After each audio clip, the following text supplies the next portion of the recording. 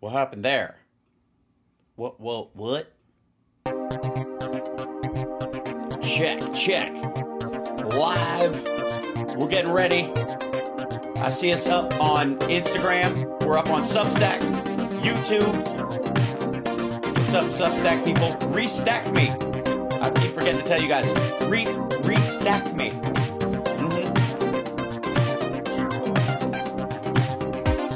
Restack. Throw some hearts in there, I guess. The little hearts down in the corner. They're free. I mean, don't you feel like when you're hitting that little button, don't you feel like one of those chimpanzees in a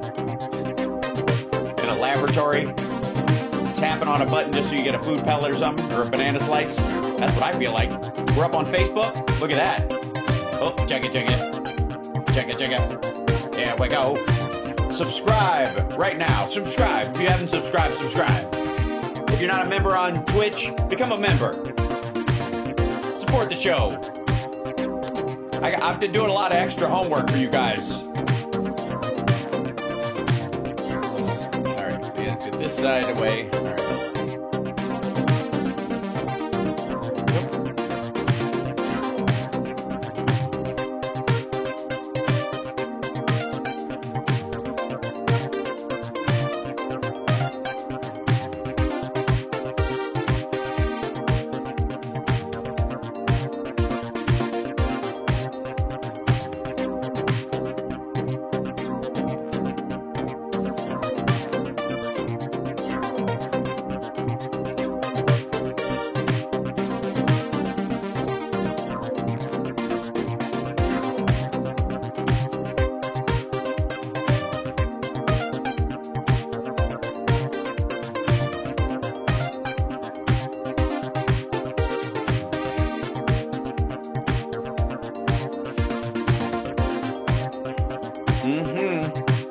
Oh, yes.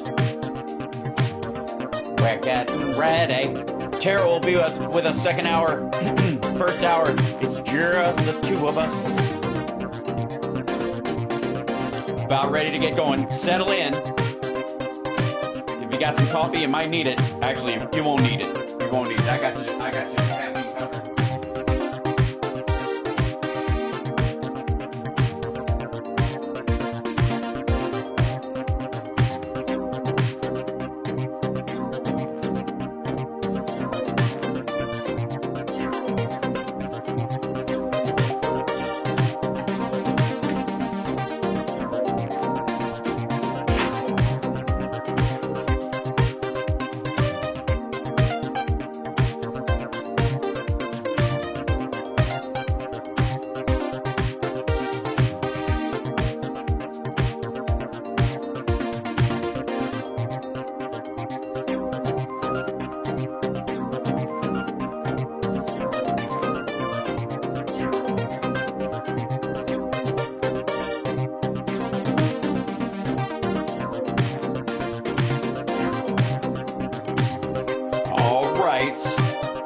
Let's get going.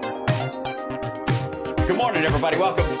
It's Hal Sparks Mega Worldwide, the morning edition, where we get to open up, share our feelings and our ideas and the like. If you're in the chat room, hello.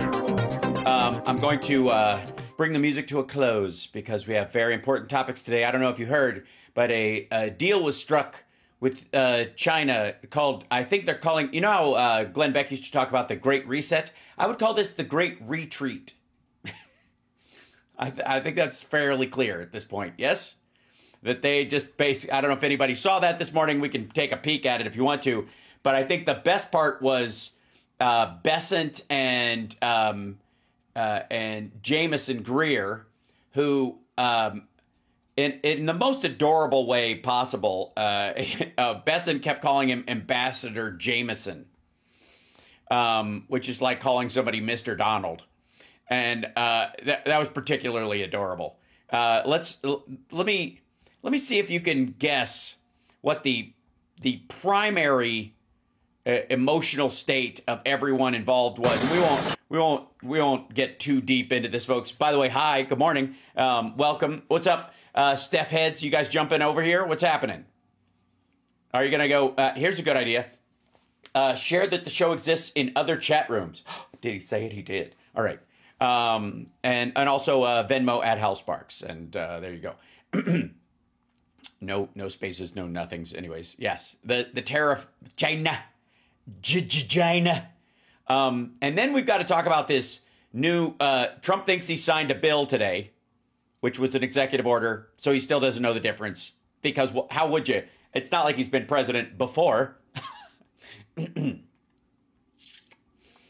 But let's take a peek at this. So here's them gathering. U.S. details substantial progress in trade talks with China.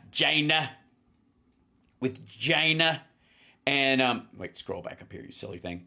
I'm trying to quit it. I want to make this wider. There you go.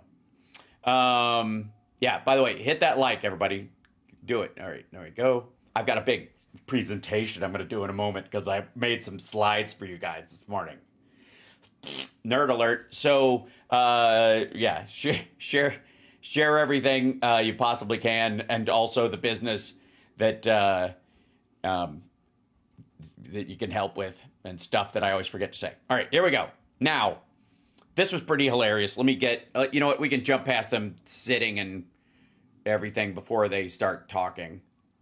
But look, it's no question that Bessent has been replaced by some sort of shitty animatronic Disney statue that was like, they thought, I don't know, if they thought we should build a Bob Dole just in case, or something, and they just went, I don't know, if you swap the hair out and make the chin slightly smaller, that's what you get. And Jameson Greer, who's the guy who's supposed to know what's going on, who dresses the Trumpian part all the time, both of them needed to come out of this saying, well, something happened. Great. Something awesome happened. I'll show you the beginning of it. You can tell me, chat room.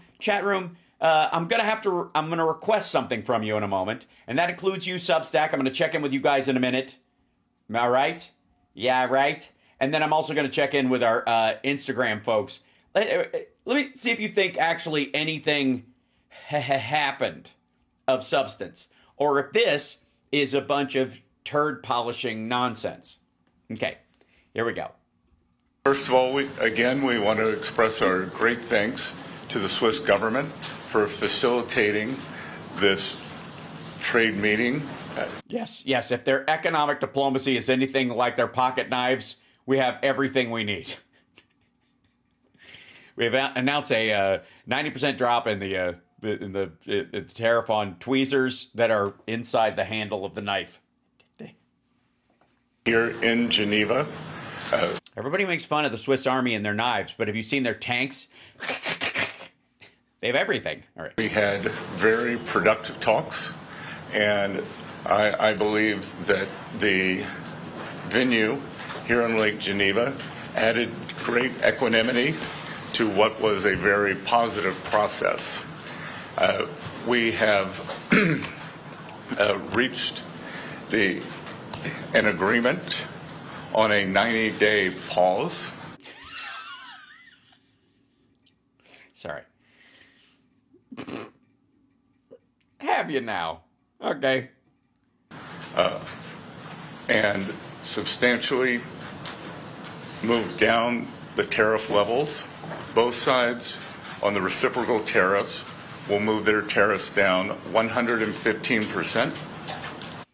Which, by the way, if you're keeping up, we either have 145%, 125%, or 179%, depending on if you include the old ones or not. And that gets really confusing. I have no idea what their ratchet up is compared to what they had before. But we're both dropping the same amount that magically puts us at the 10% level. which China can totally absorb by devaluing their currency, and we can't. So good luck. We had very robust discussions. Both sides showed great respect. It was a chance for me to meet the Chinese delegation. The vice premier, I had Is this what I looked like the first time I had to listen to people speaking Chinese for a prolonged period of time? I mean, 现在我的中文说得很好 but you know 我说中文说得很好 but back then not so much, so there's a lot of stunned going on. We had only a video call with Ambassador Jameson. Ambassador Greer, you fucking weirdo. Sorry. It just feels like a dude he met and brought on vacation with him. Say his last name. Familiar with two of the other leaders on the delegation from his previous time. Jesus. You know what I feel is that, I feel more confident with every word. I feel like as he's talking, we're all like, oh yeah, okay. I'm feeling good about the direction of this. All right. So there was very good personal interaction. Both countries represented their national interests very well. We concluded that we have shared interest, and we both have an interest in balanced trade. The U.S. will continue moving. Yes, we have an interest in balanced trade. We're interested in doing it, and they're interested in not doing it, but they both find it very interesting. Interesting. Towards that, I will let Ambassador Jameson talk about the president's initiative. Greer! Ambassador Greer! Fuck. That began on a historic... I'll let Ambassador Jimmy... you know what I mean? Just... All right. I'm the only one this bot. That's fine. All right. Again, I'm going to check in with you, chat room. What do you think? What do you think? George says, nothing like their Swiss Cara. All right. I'll take your word for it. So far, does anyone smell the faint whiff of bullshit? All right. Wait till they get... Look. Hey. We have not gotten into the actual numbers. Okay? So... 90-day pause, that's a number, sure. But on 115% drop, which would bring 125 to 10, if indeed there was 125. But there was 145 the last time I checked. Plus the other stuff isn't coming off. So what this 10% applies to, no one fucking knows. Because it's not electronics, pharmaceuticals, steel... and industrial equipment. Yeah, I think it's just plastic shit. I think it's all the Temu stuff. It's just basically, it's like they're lifting the Temu tariff. Jesus. All right, here we go. Trade announcement on January 20th, which no other president has ever done. Right, because they all recognized it was stupid. And now he's walking it back and stuffing it back up his own ass. Yeah, we get it. Yes, we understand what he did was stupid, and your job is to push the toothpaste back in the tube without getting it all over you. And it turns out it's not toothpaste, but shite. Oh, look at that. Hype train. What's up, Twitch people? Hey, anybody who goes over to Hamas Abi's chat room, tell him I said go fuck yourself. That should drag some Twitch trolls over here. I suppose there's there's clout fucking, but then there should be clout fuck youing, right? Pick a fight with the right people. I don't know. Maybe that's the thing. All right, here we go. April 2nd, when we implemented the reciprocal tariffs. Thank you, Secretary, and I will echo your thanks to the Swiss government and Swiss officials for hosting us this weekend. The atmosphere was very conducive to discussions. And yes, it's the most wonderful time you could ever have at one of Hitler's former bunkers. We've converted it into a lovely hotel and casino, and with also a great viewing of the mountains. You can, if you squint, you can see the Hydra facility that the Red Skull built. It's still there. House Box apparently is trying to buy them, you know. Yes. Then we were able to have very... He wants to turn it into some sort of amusement park or something like this. He thinks the smooth hallways would be great for some sort of internal water slide. The man is sick, quite frankly. And positive conversations with our Chinese counterparts who clearly came to deal this week. They came to deal this week. Caught us off guard, honestly. The rapid nature that we were able to conduct and conclude these. By the way, somebody mentioned he's got vocal fry and it's irritating. This is acid reflux caused by travel, probably a variation in diet you're not used to when you eat like a toddler. You know, the guy who you take out to eat sushi and he orders teriyaki chicken. Jameson Greer is that fucker. And then, of course, the nervousness of having your ass handed to you, I think, also causes vocal fry. Is a testament to mutual understanding and mutual respect between the Chinese and U.S. sides. With respect to the U.S. Trade position, our interactions with China, and the agreement today, please keep in mind that the United States trade deficit has ballooned over the past several years, ending up at $1.2 trillion deficit in goods as of the end of last year, which was an approximately 42% increase over a few years prior. A few years prior, you mean during the pandemic when nothing was being shipped? So you're using the middle of the pandemic when trade came to a grinding halt? Gee, that's extraordinary. Do you think maybe that gap of nothing was made up by the gap of something when everything started coming back? That, let's say you have a $500 billion trade deficit because goods are bought, people slap a label on it, or they have their stuff made in China, and then it's shipped over here, and then they sell it for a profit, and they make a living, and it's an essential part of the economy. And then that stopped for like the better part of a year and a half, and so that it took a long time to get it up and going again, and then the two of those layer together. And you'd have $1 trillion deficit because they're making up for the year and a half where that $500 billion deficit just evaporated. You're right. What pandemic? What was I even thinking? There's an $850 billion trade deficit at the beginning of the Biden administration. So that is a rapid and expansive increase in the trade deficit. No, it wasn't. It literally made up the gap of the shutdown. And also, again, China couldn't buy anything anymore because their fucking economy is collapsing. So their purchasing power went down at the same time ours went up, which is kind of what you want, dummy. And our view is that this is driven in large part by non-reciprocal trade. That's because you're stupid. Other things and and other things. Well, I give him a break. Give him a break. The non-reciprocal trade and other things. The other things make up 95% of it, but whatever. Has been offshoring of manufacturing and other negative impacts on the U.S. Yeah, all that shit that happened in the last 3 years. Oh, wait, we reshored more factories in the last year than we had lost in the previous 15. But never mind. Economy. And so on January 20th, when the president was inaugurated, he released the America First Trade Policy, which was comprehensive and flagged that and actually directed agencies, including U.S. Trade Representative and others.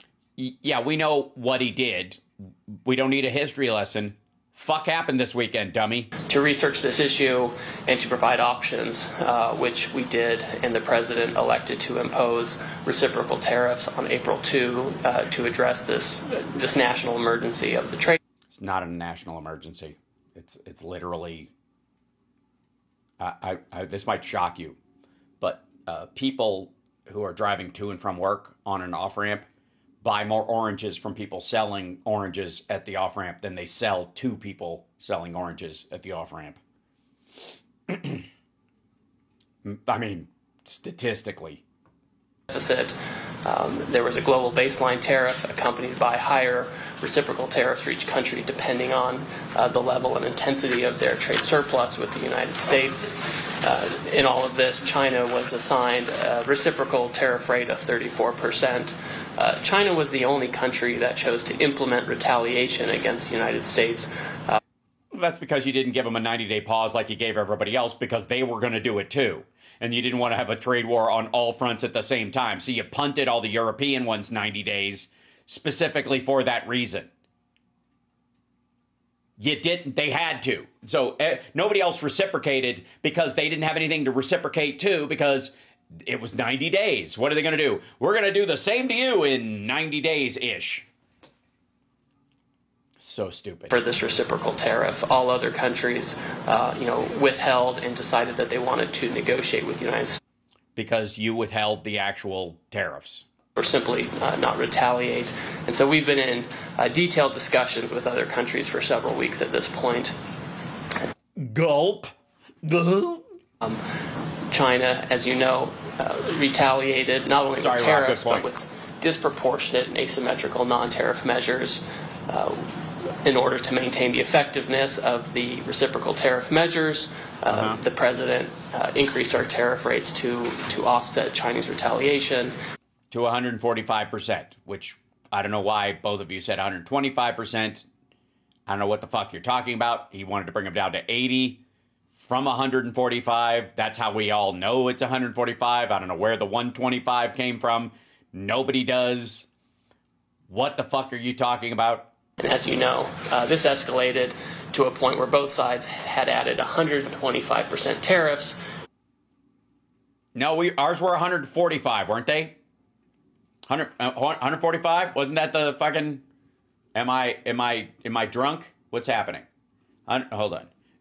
Trump, 145% tariff.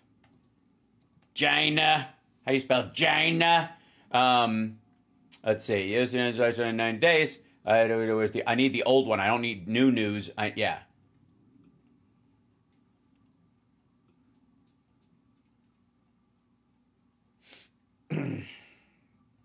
May 9th. The 9th. Yeah, 145. I don't know what the fuck they're talking about with this 125 nonsense. That's what China hit us with. So weird. In retaliation to the 145. And with the Chinese side, additional... Oh, is that 125 plus 20 for fentanyl? But they're not counting the other ones yet. Non-tariff measures amounting to an embargo in some senses on trade, an effective embargo. Yeah, effectively. Effectively. Of course, was not a sustainable practice for either side. And so somebody had to blink, and it was us. Today, with this agreement, we come to agreement that the... We're totally agreeing, okay? You guys think we're not agreeing. This is an agreement, okay? Our reciprocal tariff rate will go down to 10% on the United States side, so it goes down 115%. We enter into a 90-day pause period for negotiations, which both the Chinese and the United States are very committed to. And the Chinese on their side also go down 115% to 10%, and they remove the countermeasures that they have in place. Like what? China doesn't have a VAT tax. Fuck are you talking about? You think China's going to stop subsidizing their industry? The Chinese government owns like a 51% controlling interest in every major company in China. And the minute a small company becomes major, they own it. What the... Sorry, I thought I had a cat trapped in here. I think we're okay. To be very clear, other measures that the United States has put in place in the past, whether it's tariff measures from 2018 or since, tariffs under other statutory authorities, tariffs related to fentanyl, those remain unchanged for... Right. So there's a 35% tariff, is what you mean, or a 30% tariff minimum on everything, because we're not tariffing fucking fentanyl. We don't want it at all. The idea was there was a 20% punitive tariff on everything until they fix fentanyl. So that's still in place. So there's a 30% tariff on everything. Fuck me. To the side, I'll just make one point, is that both the Chinese and the United States agreed to work constructively together on fentanyl, and there's a positive path forward there as well. Yeah. How long has that positive path been going on? I mean, look, who am I to get maggots? You guys got to know. We got to have some trolls in the chat room at this point. You guys believe this, right? You think it's that China is as committed to stopping fentanyl as we are? Right? You're good with that? So check. You just take your Trump scorecard. Check. Fentanyl handled, bitches. Here we go. Yep, that's good. Great. So let's here we go. Start with some questions. Well, just if I may make one a few final remarks to give you. God damn it. One final remark would be fine. Also, they won't be final remarks because you're going to be answered. Never mind. Framing and context. I think throughout the trade process, we have had a plan. We have a process in place. And now with the Chinese, after this weekend, we have a mechanism for continued talks. Awesome. Hey, everybody, relax. They have all the things they're supposed to have as a fucking baseline for their job. The stuff they're supposed to do. Yeah, give it up for them. Big round of applause, everybody. Yeah, I don't know if you know this, but they have a plan now. At some point, I don't know what it is. You don't know what it is. Nobody knows what it is, but it's a plan, all right? And it's there now. So shut the fuck up. And then, just so good. So good. And a process by which the plan will be turned into further progress. I think. Right? I feel better, okay? Look, it's not just bullshit. It's the finest Swiss bullshit picked and flown in on a helicopter to make the creamiest bullshit soup you have ever eaten in your life. So, process, plan, and mechanism. Yeah. Did you write that down on your little piece of paper, dipshit? God damn. Look at him. This is, all right, this is not for us. This isn't even for you, maggots. This is for Larry Kudlow. This is for Wall Street.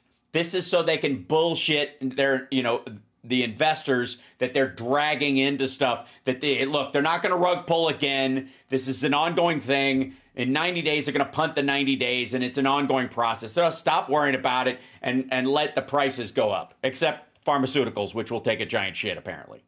I would say one of the big takeaways from this weekend, the United States will continue a strategic rebalancing in many areas that were exposed as supply chain weaknesses during COVID, whether it's medicines, whether it's semiconductors. You mean all the stuff Biden handled? You mean the stuff we did with the CHIPS Act? You mean all the stuff that they did in the Congress to try and remedy the pharmaceutical? Just all the stuff, all the work that was being done already when you showed up. Cool. Steel, the other, we've identified 5 or 6 strategic. Or 8, 7, 223, 224, whatever works. Industries and supply chain vulnerabilities, and we will continue moving toward U.S. independence or reliable supplies from allies on those. But the consensus from both. He means India. I'll show you in a minute. Delegations this weekend is neither side wants a decoupling. Okay, fuck you. Now, neither side wants a decoupling. that was for the business community. Just letting you know. So does it sound like a big beautiful deal? Does it sound like Art of the Deal chapter 12? I guess chapter 11, maybe chapter 13 at this point. Now, on top of that, Trump came out, and the best part of his little gaggle was that he made Robert F. Kennedy Jr. and all the rest of these guys stand around like a bunch of dickheads while he touted a bunch of shit that was going on. Let me show you one thing real quick. Thank you very much. Thank you. So this is about, he's signing an executive order on most favored nations payments in drug pricing, which he cannot fix prices unilaterally from the White House. So this would have to be for Medicare or Medicaid, which he can also not fix unilaterally, which means this executive order is about a study group that they're putting together on best practices to do these very things, which is standard politispeak bullshit. Right. It's a big day. So big. Should be fun. I don't know. You'll maybe find reasons why it's not, but I can't imagine because we have a lot of great things happening. It's been a very strong week and a very strong weekend. Before we begin, let me say a few words about the historic events that took place over the last few days. On Saturday. Oh my gosh. Hold on. Jen wrote, so hold on. What was this? Jen's, hold on. Why won't this scroll down? Oh, I see, because it's hidden. Thank you so much, Jen. Is he running as a Democrat now? Michael Meandros, that's an excellent point also. So let me say something before this. He signs off on this thing that he's talking about. This is something that Bernie Sanders ran on, that Democrats have been pushing for a long time, and we won. We won. A Republican is now having to push this across the finish line, or at least attempt to, just to curry favor with his own voters. I, like anybody else, I don't give a shit. If somebody takes a Democratic idea and they're the one who signs it into law, for example, the VA Choice Act. The VA Choice and Accountability Act of 2014, which was signed into law by Barack Obama, that this dickhead often takes credit for, was drafted by a Republican congressman in Kentucky named Hal Rogers, okay?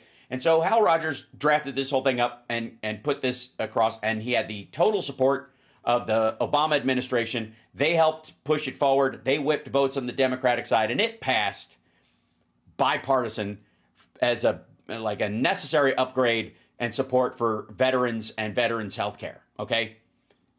Republican bill that he drafted, passed by a Democrat, fine, excellent. That's how democracy is supposed to work. Okay, this is an uglier version of that, but basically he has to, and that's I think the biggest win of this is that he has to, for his own people, and I'll show you why in a second.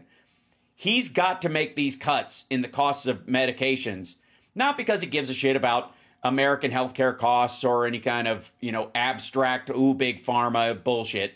Because as you'll hear in part of this, he is totally on the side of big pharma long term. What big pharma there is, the phrase. Anyways, the reason he has to do it is because the expenditures on these kind of drugs, the ones that are getting really expensive and that are chronic disease, are largely needed in red states. Just letting you know. And so thank you again, Jen. That was so lovely of you, giving away those memberships and just wonderful. Anyways, okay, so let's check this out real quick. Administration helped broker a full and immediate ceasefire.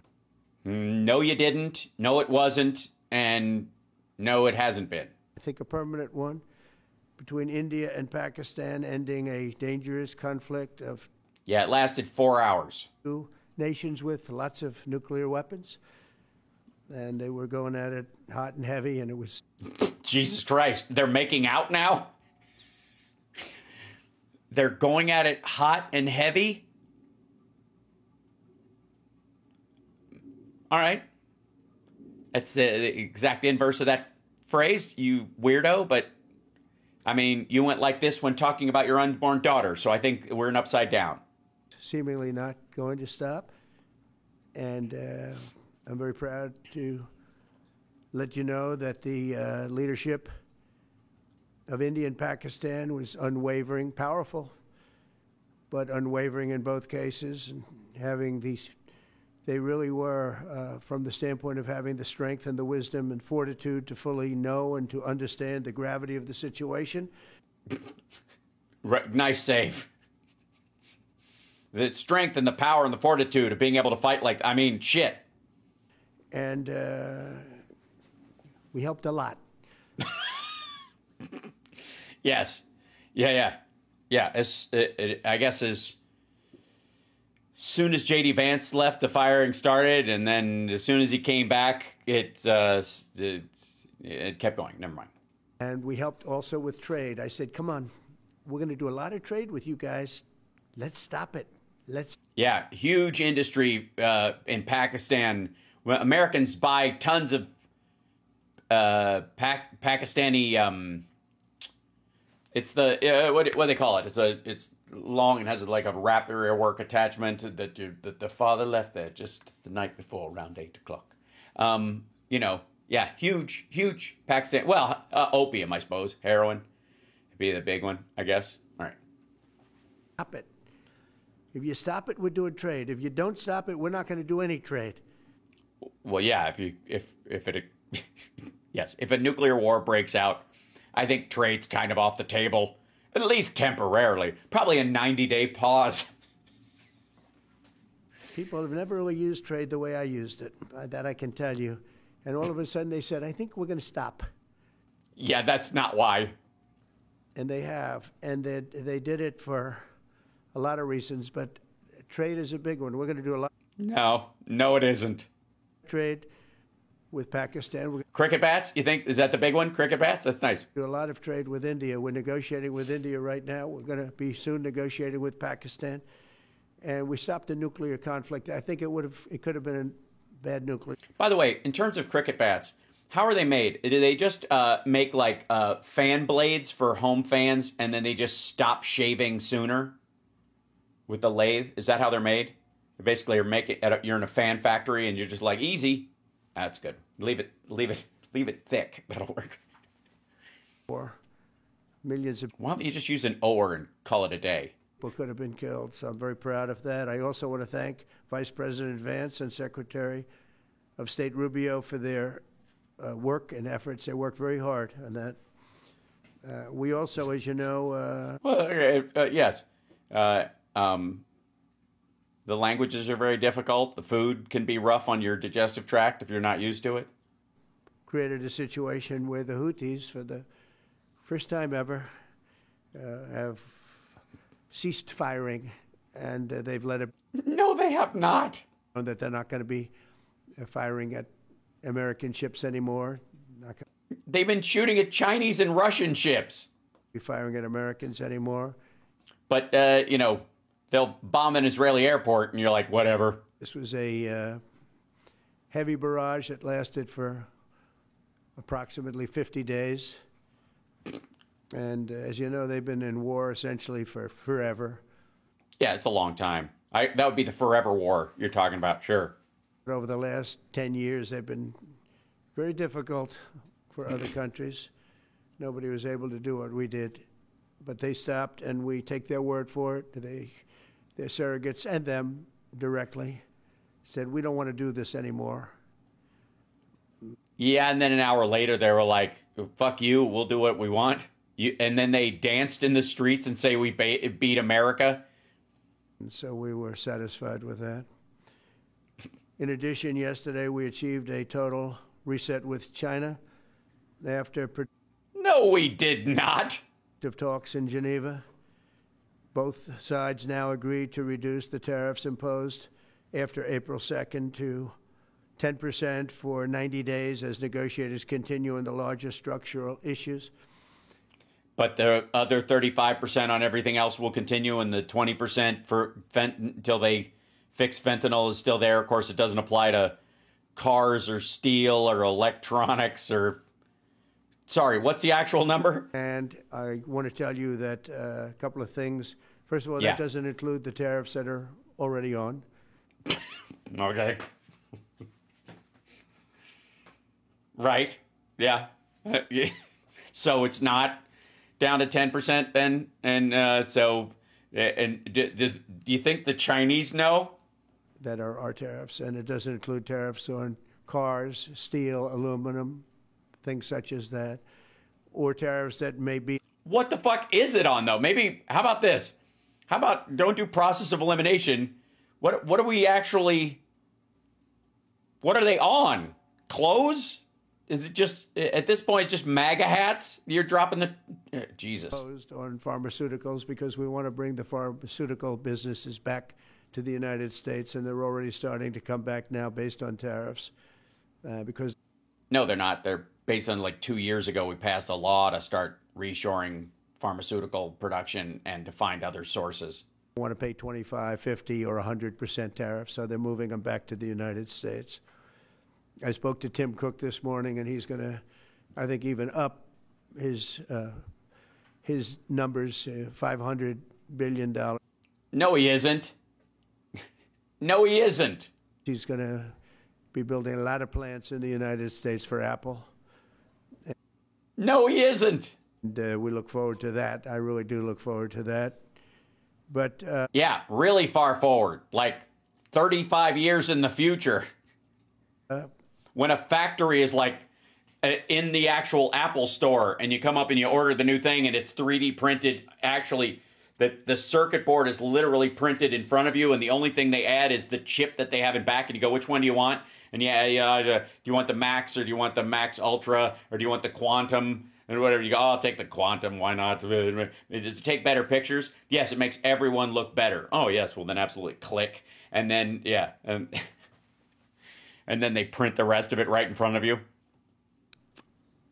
It's a factory. It fits on your desk. It's fantastic. Talks in Geneva were very friendly. The relationship is very good. We're not looking to hurt China. China was being hurt very badly. They were closing up factories. They were having a lot of unrest. And they were very happy to be able to do something with us. And the relationship is very, very good. I'll speak to President Xi maybe at the end of the week. We have some other things we're doing. Maybe. But one of the biggest things that we're doing, and I don't know if people realize this, but we made a great deal with China, great trade deal. Oh, my God. But it was a much bigger deal originally, and then they canceled it right in the last day. Some of you faces I remember were there when that happened. I remember you. And we had a deal where they opened up their country to trade with the United States. No, you didn't. And they took that away at the last moment, and then I canceled the whole thing. And then 6 months later, we ended up doing a smaller deal. But it was a big deal. It was $50 billion worth of product that they were going to purchase from our farmers, et cetera. And we agreed to that. People thought it was 15 because they were doing 15. We made it 50 because I misunderstood the 15. That's a true story, by the way. I said, you got to get 50. Because when I asked, if you remember the story, when I asked, what are we doing with them? My Secretary of Agriculture at the time, Sonny Perdue, said, sir, it's about 15 billion and we're asking for 15. And I thought he said 50. So I said, so they came back with the deal at 15, and I said, no way, I want 50. And they did 10, and they needed 20, but they just didn't buy more to say, fuck you. That's true. You said 50. They said, sir, we didn't say that. Anyway, bottom line, I said, go back and ask for 50, and they gave us 50. And they were honoring the deal, and we would call them No, they were not. a lot for the corn and for the wheat and for everything. They were honoring the deal. No, they were not. And then when Biden got in, they no longer honored the deal. There was nobody to call. I would call on There was nobody to call. Maybe because they died of COVID? average of once every 2 weeks to say, come on, you have to speed it up a little bit. I thought they were honoring the deal. Why would you have to call them every 2 weeks to make them do it?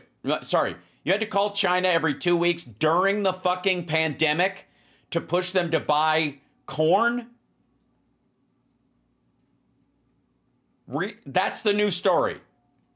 That's okay. and our farmers were doing great. I said to them, buy more land and bigger tractors, if you remember.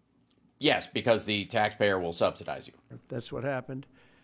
But the deal was a very good deal. But the best part of the deal was that we opened up China. China agreed to open itself up to No, it did not. American business to go in. And it would have been a great thing, I think, for China. They would be able to see things that they haven't. This is just gibberish. They did not. That was not part of the deal. Fuck, now do I have to do a whole fucking show where I pull out the old deal and we go through it line by line? I'll do it. Don't even fucking start. I'm going to jump ahead, by the way, because he blathers about this like for an hour. But let me see if I can find the point where he talks about, okay,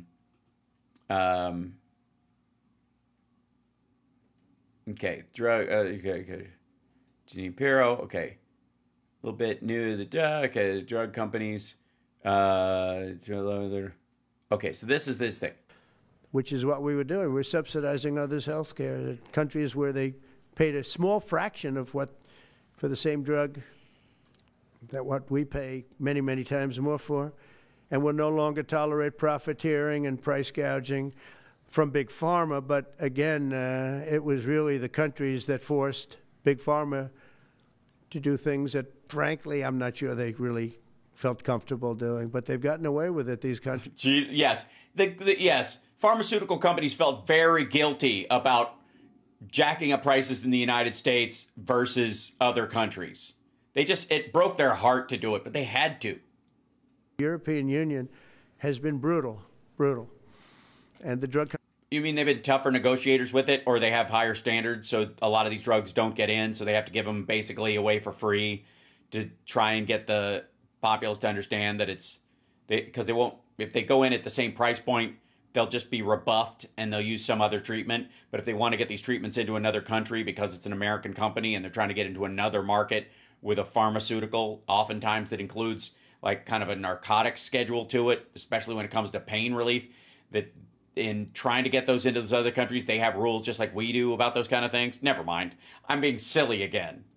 He's actually told me stories. It was just brutal how they forced them. And European Union suing all our companies, Apple. Yeah, they're not suing Apple over the price of Ozempic, dickhead. Google, Meta, they're suing all of our companies. They end up, they have judges that are European Union-centric. Weird. Really? So they use the European Union's constitution or the constitutional guidelines of the countries that are in the European Union. They do that? That's weird. Can we have American judges that do the same thing for us? And they get rewarded $15 billion, $17 billion, $20 billion. Get on with it. Can't happen any longer. That other countries throughout the world, not just in Europe, throughout the world. European Union was the most difficult from what I understand. I mean, I'll tell you a story. A friend of mine who's oh, boy. So this is about his buddy who's on Ozempic. A businessman, very, very, very fat guy. Most of you would have heard of him. A highly neurotic, brilliant businessman, seriously overweight, and he takes the fat shot drug.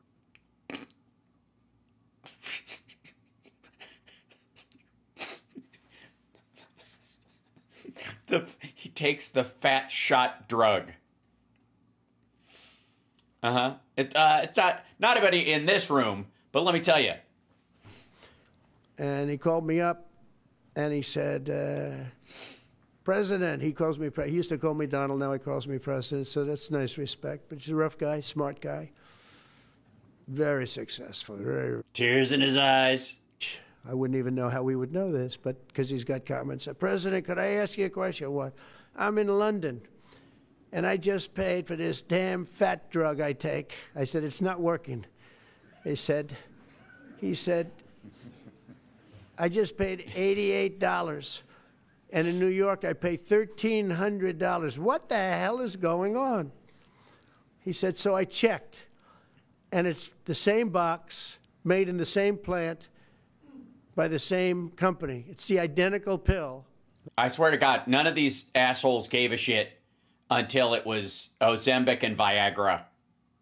I swear to God, if there's a hair regrowth pill, one that's like works like a fucking charm, only grows hair on your head and thick as it was when you were a teenager or whatever, and they'd automatically, this has to be a Medicaid. We need one pill that does them all. A tanning boner pill that makes your hair come back and has Ozempic to it. Every one of these assholes would be mainlining this shit. Buy in New York, and here I'm paying $88 in London. In New York, I'm paying $1,300. Now, this is a great businessman, but he's not familiar with this crazy situation that we have. But he was stunned. But it was just one of those stories, and I brought one of those stories that I just made up out of nowhere. Up with the drug companies, represented by somebody who's very okay. Anyways, he goes through and he talks about how they pay. We pay so much more for drugs in this country and all that kind of stuff. Okay, let me start with this. I made up this little thing for you because I need to talk about this for a second. Okay, America spends what are the stories we've heard? Chat room, you can join me in on this. And by the way, hit the like, share the show, etc., etc., etc., etc. Yes? Okay. America spends more on healthcare than any other country in the world. We are 4% of the population. We are 25% of the healthcare costs, etc., etc., right? That's the idea. And we've heard this for a very long time. Now, and the big reason, what's the big reason we do that? Medications, right?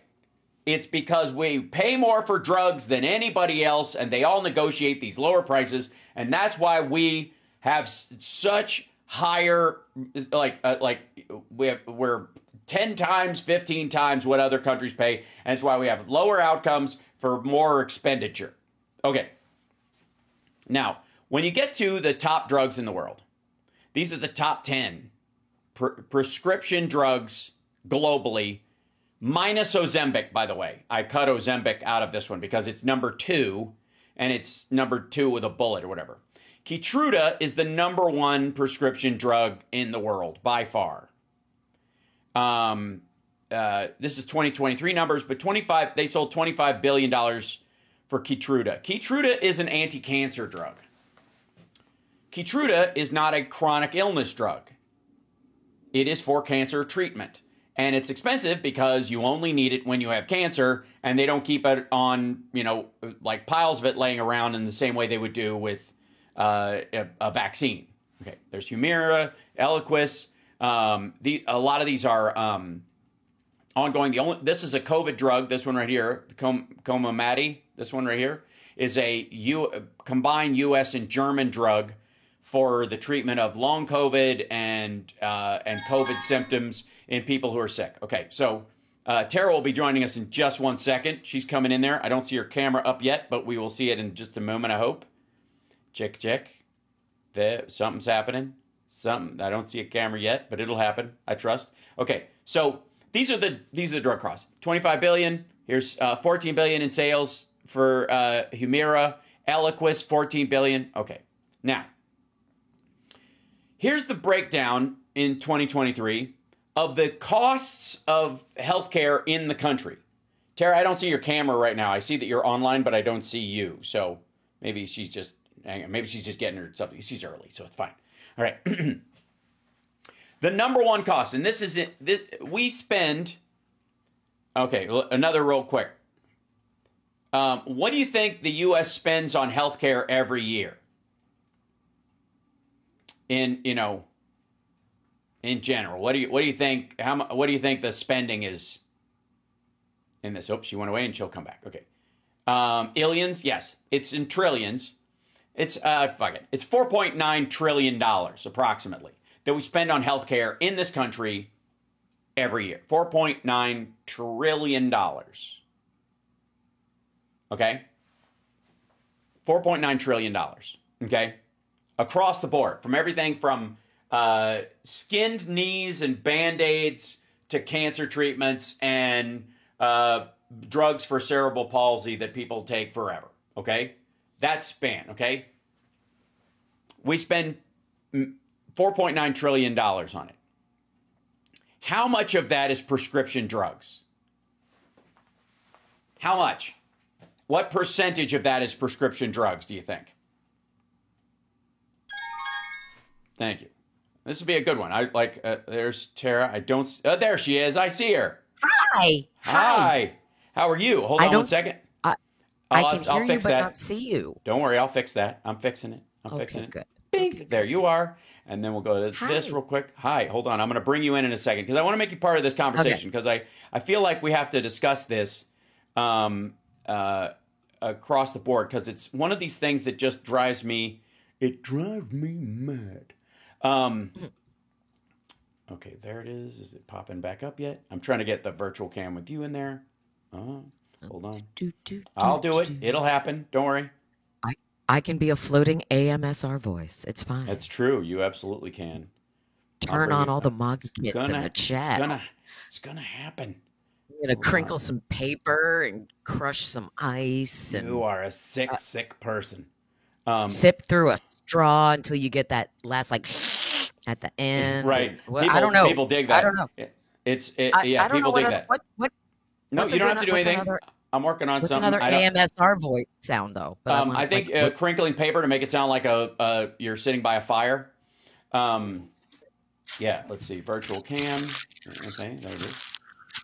I don't know. Yes. Oh, that's why. I know why.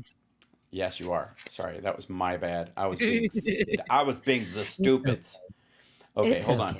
All right, so I am available for voiceover narration. It's very exciting. So and I've got to center you because Johnny Million was getting me off center. Don't worry, don't do anything. I'll move it. I'll fix it. This is simmer down. Let's go into here. Hold on a second. Let me grab this guy.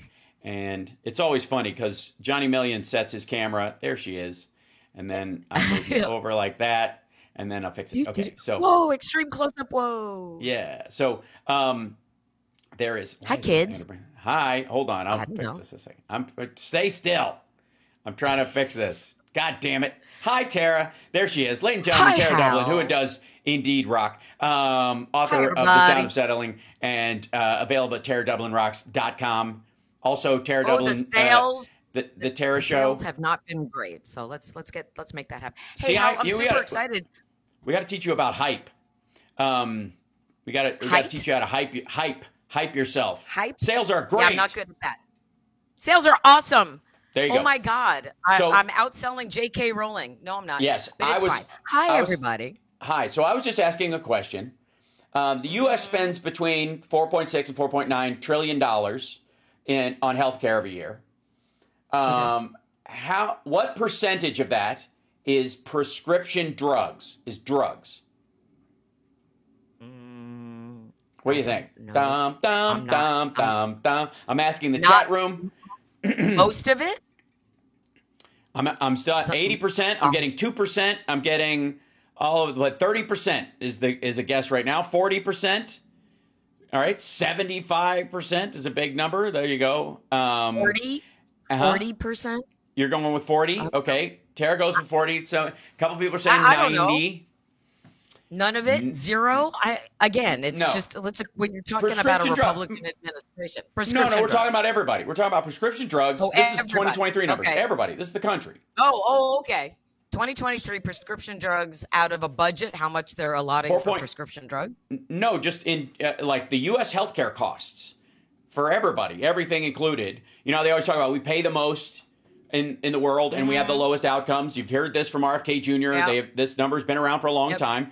So how much of the $4.9 trillion that we spend on healthcare every year is spent on drugs? Because that's the primary focus of Trump's EO today that he thinks is a bill, and he holds it up and goes, "I made a poo-poo," and wags his bill around. So how much? 80? I see 62%. I see 40 or 60 in the chat room. I want to say it's a high number because people are lazy and they want an instant fix, and they think a drug might fix everything.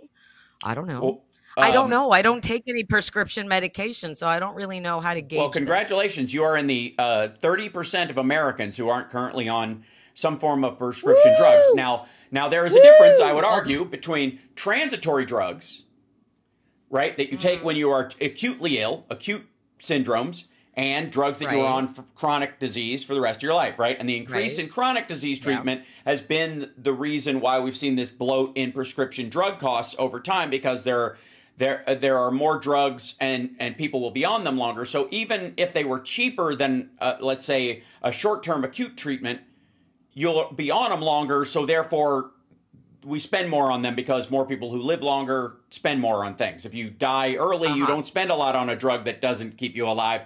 But a drug that keeps you alive, you spend more on it over time. Okay, so the answer is, and I'm gonna surprise everybody. The number is yes, you are. 9.2%. 9% of our medical spending in the country, 9% is drugs. Nine Retail times. drug prices in terms of prescription drugs and I guess a combination of over-the-counter drugs that you can purchase as well. 9%. So the healthcare cost of the United States that we all talk about that needs to come down, and we pay more than this and we get less outcomes and all that. 9.2%. And let me show you something real quick. I'm gonna put this up real quick. Ba-boink. Okay. Here we go. Okay, so this is a little graphic I made when I was being nerdy. Wait, get over here, dummy. I was being loves nerdy. him a PowerPoint. Oh, I do.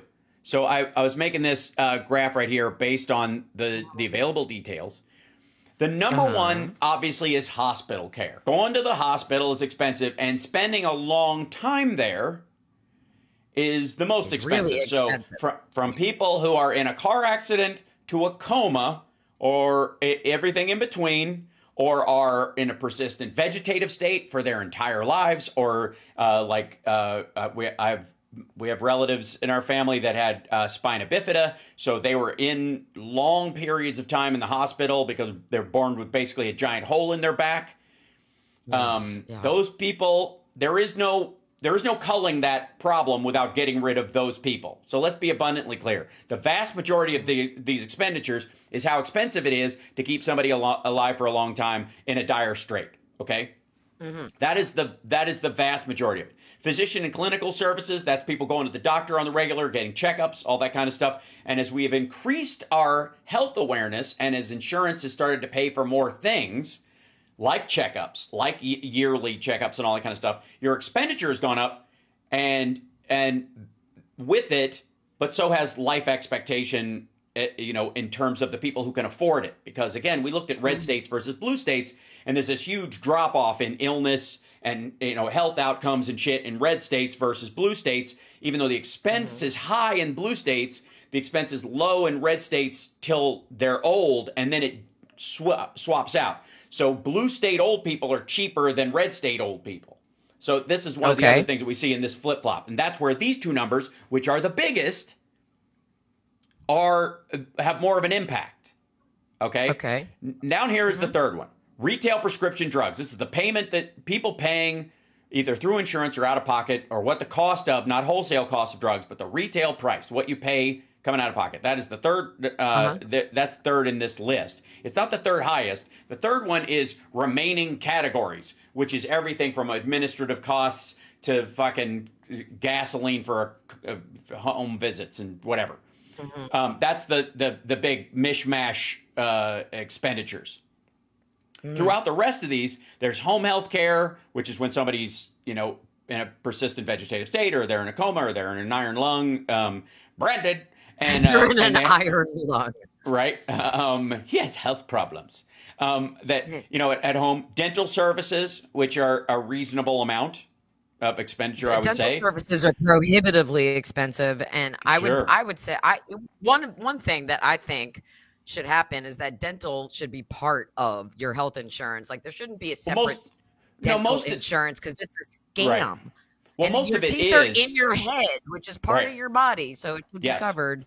Yes, most of it by the Obamacare. So what I'm trying to say here is that if you're going to deal with the cost of of healthcare in the United States and its outcomes, for example, drugs will be fourth on your list. Okay. If you're really trying to tamp down on what the overall costs are, if indeed you can, what you want to do is cut down on the cost of these things internally by efficiencies, better treatments, all that kind of stuff. But as people who would have died in the 60s are now living and surviving. Again, people, that relative of ours who had spina bifida was supposed to die when she was 16, 17. She lived into her late 20s. She would have just died when she was a toddler in the 40s. She would have made it to 12 in the 60s, right? So this number going up is not negative. That expenditure is there, but it's like, what's the value of human life versus the money that's there? And that's why Trump is such a fucking scumbag and is telling his cousin or his nephew that had this child with I think he had severe developmental disorder, and he was like, right, why and don't he you said just that the let kid him would die? be better off dead. Okay. He's a piece of shit with no basic compassion. So I just no want people to feeling. when Trump is talking about we pay more than other countries do in these drugs and stuff, and that's something that again Democrats have been fighting for a long time. And if he's the one who actually gets it across the line and forces Republicans to do this, I'm taking it as a win. I think the Democrats should high five themselves if he does this. Now he's trying to use it as leverage to get the big beautiful bill passed. He said, but I don't know why, because he wrote it as an EO. He's an idiot. That's weird. But then he almost didn't even sign the EO because he's an idiot. Okay. Right. So in the other part of this, this is the other part that the third biggest expenditure in this whole thing. You had public health activities, durable medical devices and non-durable medical devices. You're talking about a breathing mechanism for somebody versus the tube that goes into their throat versus the clip-on thing that has to be changed or washed and they eventually break down, those kind of things. The only way you get through that is through medical advancement and improving those kind of situations or improving the treatments. But there's a limit to that in reality because you can't just experiment on people and it takes time. So any fix you want to do in a lot of these areas is going to take a while. You can't just redline it and go, ta-da, I fixed it. Right. And that's the big lie that everybody keeps selling is that if we cut is it a good thing that we cut medicine costs for people in the United States? Absolutely. Got to be a crucial part of that. No problem whatsoever. But it's fourth in line for the costs that we extend. And the idea that you would want to lower these costs and not just improve outcomes for those costs is the problem. Because the only way you're going to cut costs in a meaningful way, Medicare, Medicaid, Social Security, around healthcare spending, is to just let people go back to dying like they did in the 60s, which is why RFK Jr.'s whole shit about, when I was a kid, nobody had chronic disease because they died when they were fucking 10, dummy. She's such a piece of shit.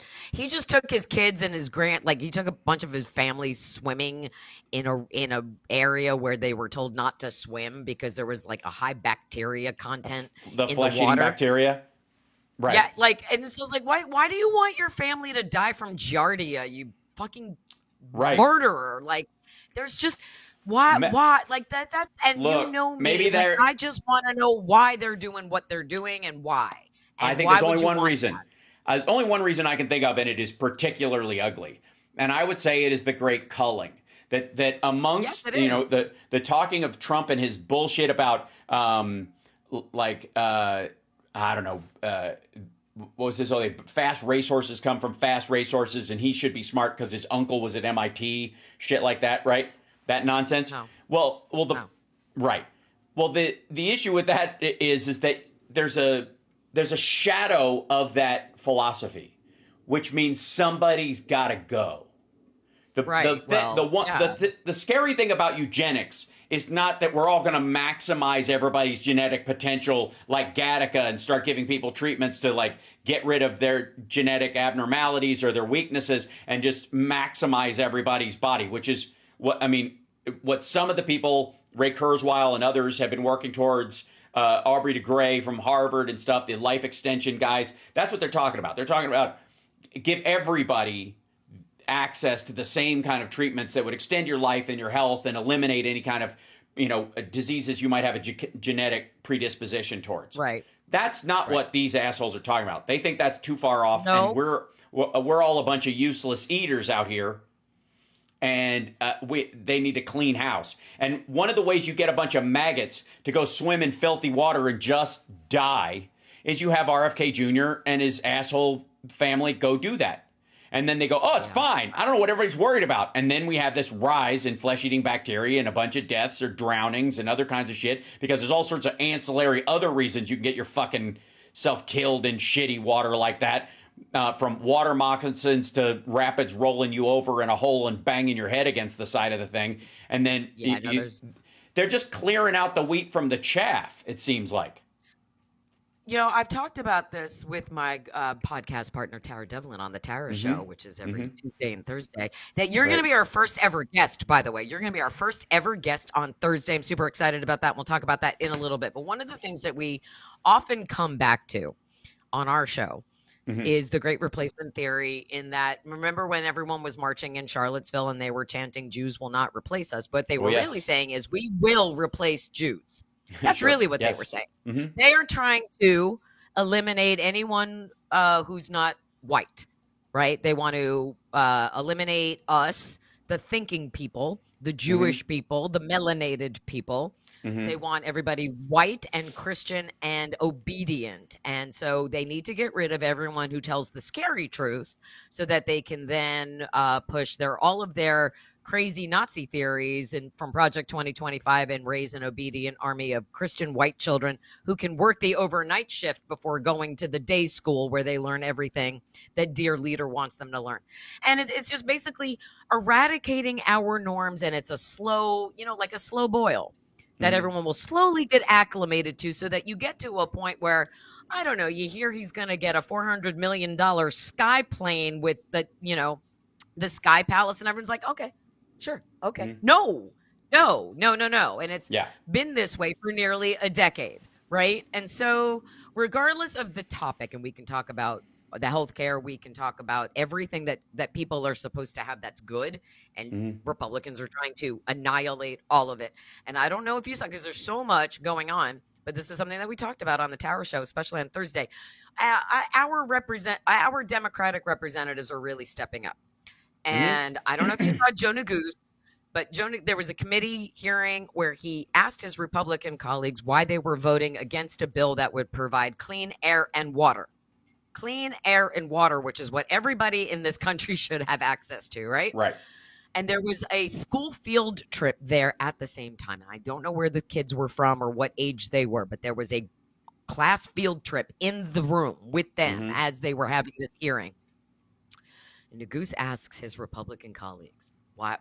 Why wouldn't you vote for clean air and water? Let's just say your reasons. And for 4 minutes, they just sat there in silence. They sat in silence and did not answer him, not a single one of them. And what those kids learned from the field trip is that Republicans don't give a fuck about you. Right. They don't care if you don't have clean air. They don't care if you don't have clean water. They are so complicit in this thing. And so that's why I find it hard to believe. Yeah, right. That's why I find it hard to believe that they actually give a shit about the people who long-term chronically need drugs to stay alive, stay healthy, or move around. Can I also add? No. I want to add one more little statistic to this conversation about Trump's EO and all this nonsense this morning, and another kind of weird quiz that I think people will find slightly shocking. What percent? Okay, I don't even know how to break this down. Okay, so acute use. You go to the doctor, you get an infection. You've been swimming in septic tank water with RFK Jr. at his new shitters water park that he set up outside of Tuscaloosa, and you go to the hospital with a fucking brain worm and an ass worm, and you think they've fallen in love somewhere in your upper colon, and you're worried about that, and so he gives you that go shit ya pill, and so you can shit them out of your body. Those kind of circumstances are about 25% of the medical care in the United States.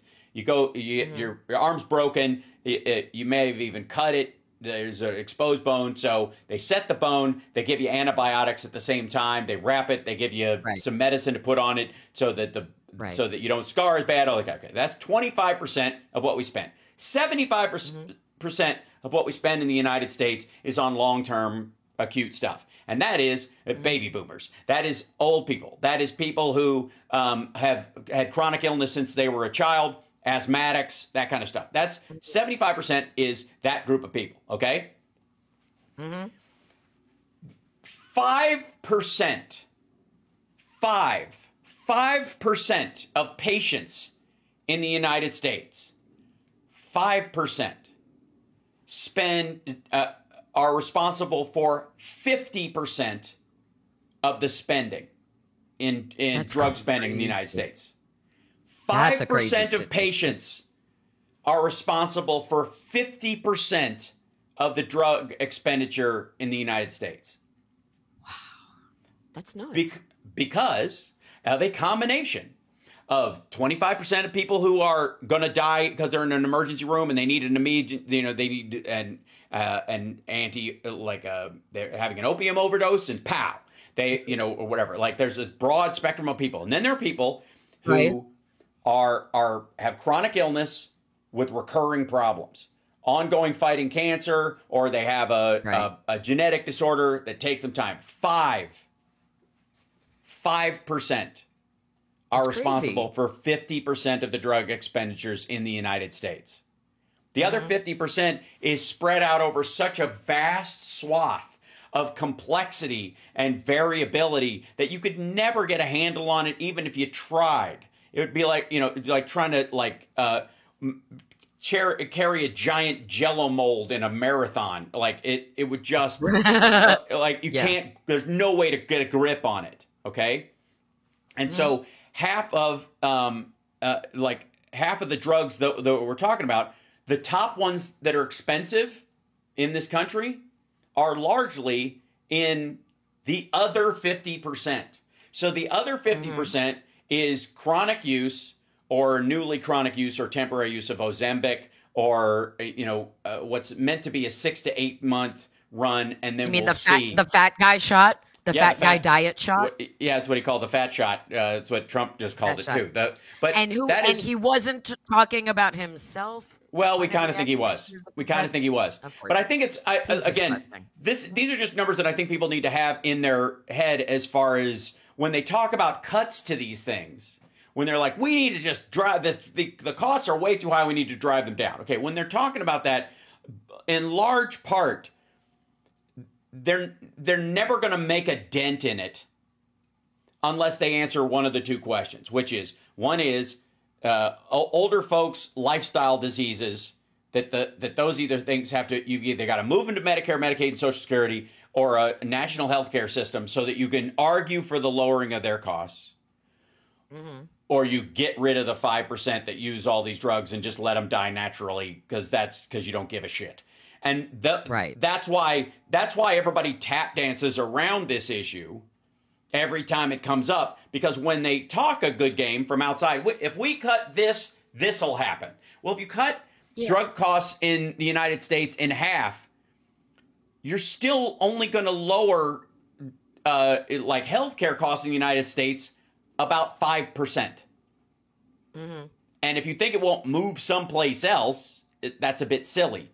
Now, the difference is how do we get all of those costs across the board? And this is where the Biden administration was working with, with hospitalization costs and why the ACA was letting you know how much you're, they couldn't gouge you on an ambulance ride or those kind of things, or it has to cover that and stuff. That you're never going to drive that cost down unless you deal with those kind of things. And that's what the Democrats have been trying to do slowly but surely over this time and bringing these things down. And what Trump is ultimately doing is he's trying to score political points around this kind of stuff because he, like everybody else around him, has seen these numbers and knows that they're not going to make a real dent in any of this shit anytime soon. Well, the reminder is, what does the first A in ACA stand for? Affordable. Affordable. Right. Affordable. And that's the goal. But at the same time, this is the party that's throwing him $100 million ego parade instead of taking care of Americans, Americans in the way that Americans should be taken care of. And so, I honestly, we could spend this entire show talking about this. Republicans don't give a fuck about our health.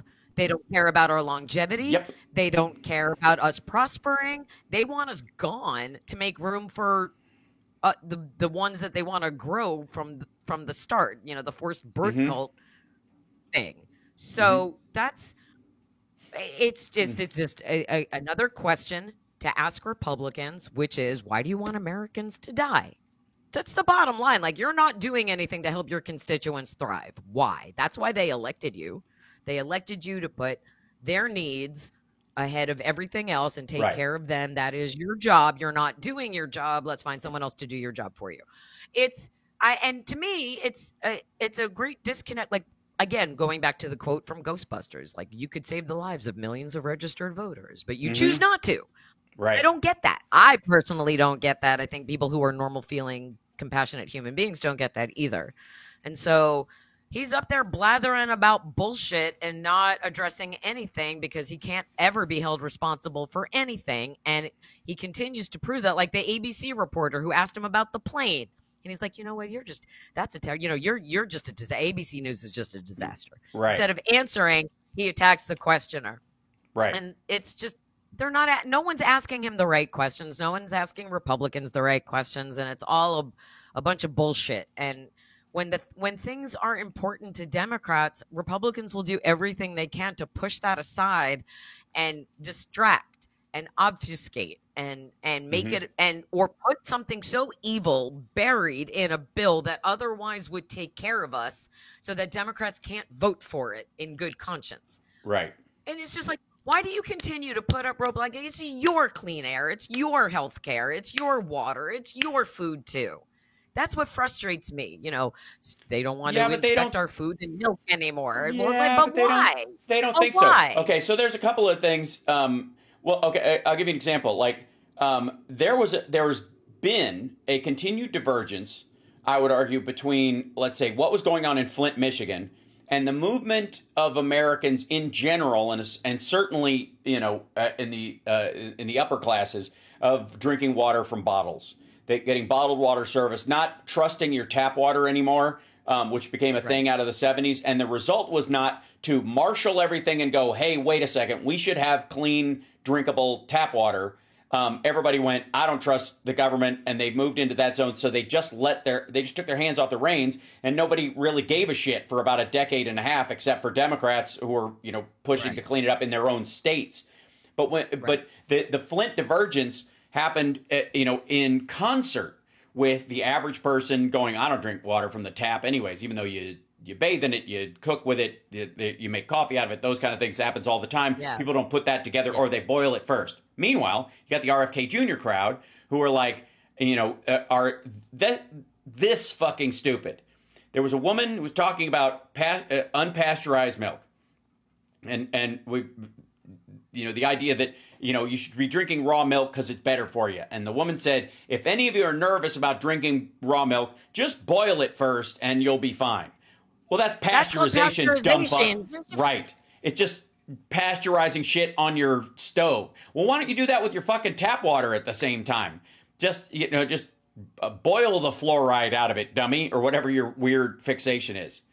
But I like this whole, there has been this divergence from people going, well, we lowered our expectation of drinkable water from a tap and just let it go. Like that, you know, it's almost like that battle was lost, and so there is still worth fighting for. I agree, and I think it has to be. But the Republicans are coming from like this point. Well, there are those of us who drink tap water, and those are us that drink bottled water. And that's the caste system we should exist in. And if there's something poisonous in the tap water, then we'll just let it be there. And then the focus on it, like if there was something helping you, like fluoride, which, you know, again, the dosage you would need to harm you is so friggin' enormous that you would die of water poisoning before you died of having too much fluoride, right? It's just stupid. But again, going to healthcare and dental care being the same thing, it hardens your enamel, which keeps bacteria from getting into your bloodstream, which protects you from infection. And that was we saw a move in this. It's the same way we saw a rise in skin cancer after everybody shifted away from dairy, because for a long time, dairy, you buy milk from the store, it says vitamin D and A fortified, okay? You can have too much vitamin A because it's not water soluble. You can overdo it, but most people don't go anywhere near the dosage you would need to do that. But vitamin D goes right through your system. You make it through sunshine, or you can get it from food sources. But it is singularly one of the best things to protect you against respiratory infections. That's why people who had a high vitamin D count didn't have as bad an outcome with COVID or the flu or those kind of things. Well, this isn't new. We knew this in the fucking 20s and 30s. They recognized this, and that's why they started fortifying milk with vitamin D. Well, when everybody switched over to oat milk and other stuff like that, it wasn't vitamin D fortified anymore. And suddenly, we get this spike in skin cancers and other kind of stuff, because that was one of the things that vitamin D helps you with as well. And respiratory illnesses went up. Right. And again, we handled, you could arguably say that like the tuberculosis epidemic was, because we didn't have a vaccine at the time, the split, the way they kind of brought us back from that was through vitamin D fortification and these kind of things. You drop it down and then it goes back. Well, raw milk doesn't have that. So you're going to have a bunch of these fuckers who are boiling raw milk, ending up with pasteurized milk, but isn't vitamin D and A fortified. And so therefore it's I don't know, like, how do these fucking people drive you crazy? It's just like It does, and here's another thing to drive you crazy is that there's a different nominee now for Surgeon General, and she's a total RFK stan. Yeah, and she believes in raw milk, and her whole Twitter is insane bullshit.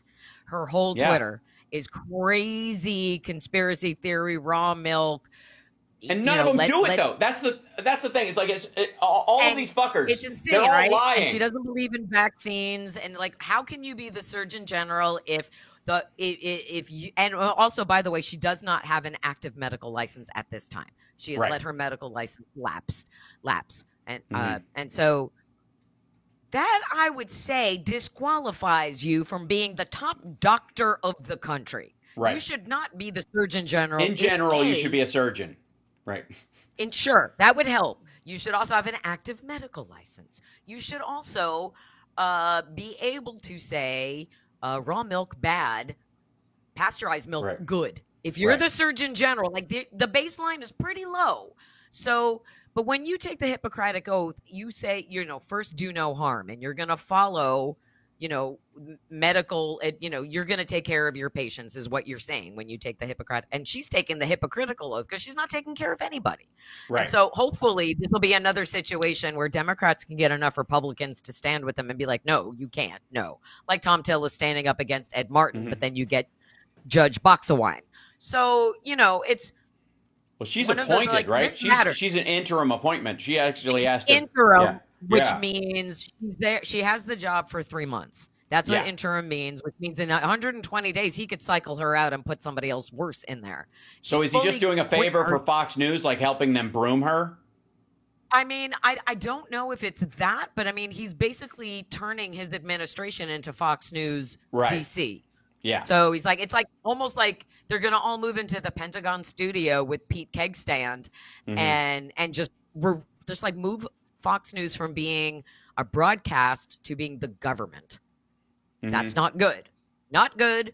Not good at all, especially when Carrie Lake has just decided that the Voice of America is going to team with OAN. So, it's one of the, like, this is all part of the Project 2025 plan to change the way Americans think about everything that they used to think. So now raw milk is good and taking medicine is bad and being educated is wrong, and you should think like all of it.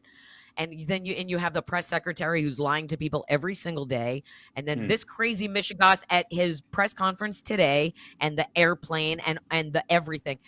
All of it is insane. Yeah, we're living at a point now where everything is insane. And so what I'm doing, this is my project for today, is what I'm doing. There is a list that I'm making today. Can you get that on camera? Today, I'm calling all of the Republican senators, and I've already called.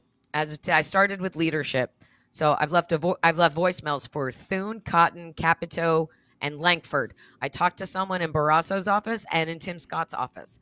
And the question I am asking, and the only question I want Republicans asked from now on, is are you loyal to Trump or are you loyal to America? And I'm going to call every single one of them, and I'm going to make it talk about it tomorrow on the Tara Show.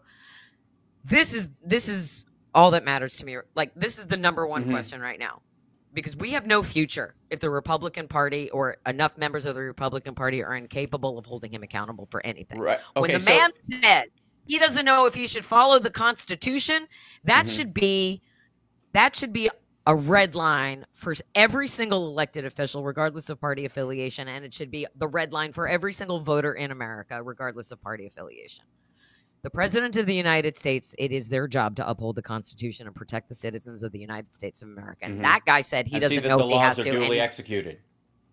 Right. And that he fully ignored a unanimous decision from the Supreme Court. That matters. He doesn't know if he should uphold the Constitution. He doesn't. I mean, this gift from Qatar is ridiculous. And if Article 1, Section 9 of the Constitution, Emoluments Clause, Hatch Act, he violates every single one of them.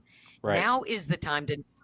We don't make excuses for him anymore. We do not allow the Republicans to sit in silence for 4 minutes. We don't. We continue to push, and hold them accountable. And if Chuck Schumer doesn't stop tweeting and we have to make sure that we're the ones driving it. And why we are in the streets and why we do this and why we do this. Because, again, we can sit here and talk about drug prices and we can talk about all of these other things. But bottom line is that we have to know what Republicans plan on doing. We have to know, because we have to prepare ourselves. There are a segment of this country refusing to learn from history, dooming the rest of us to repeat it, is where we are.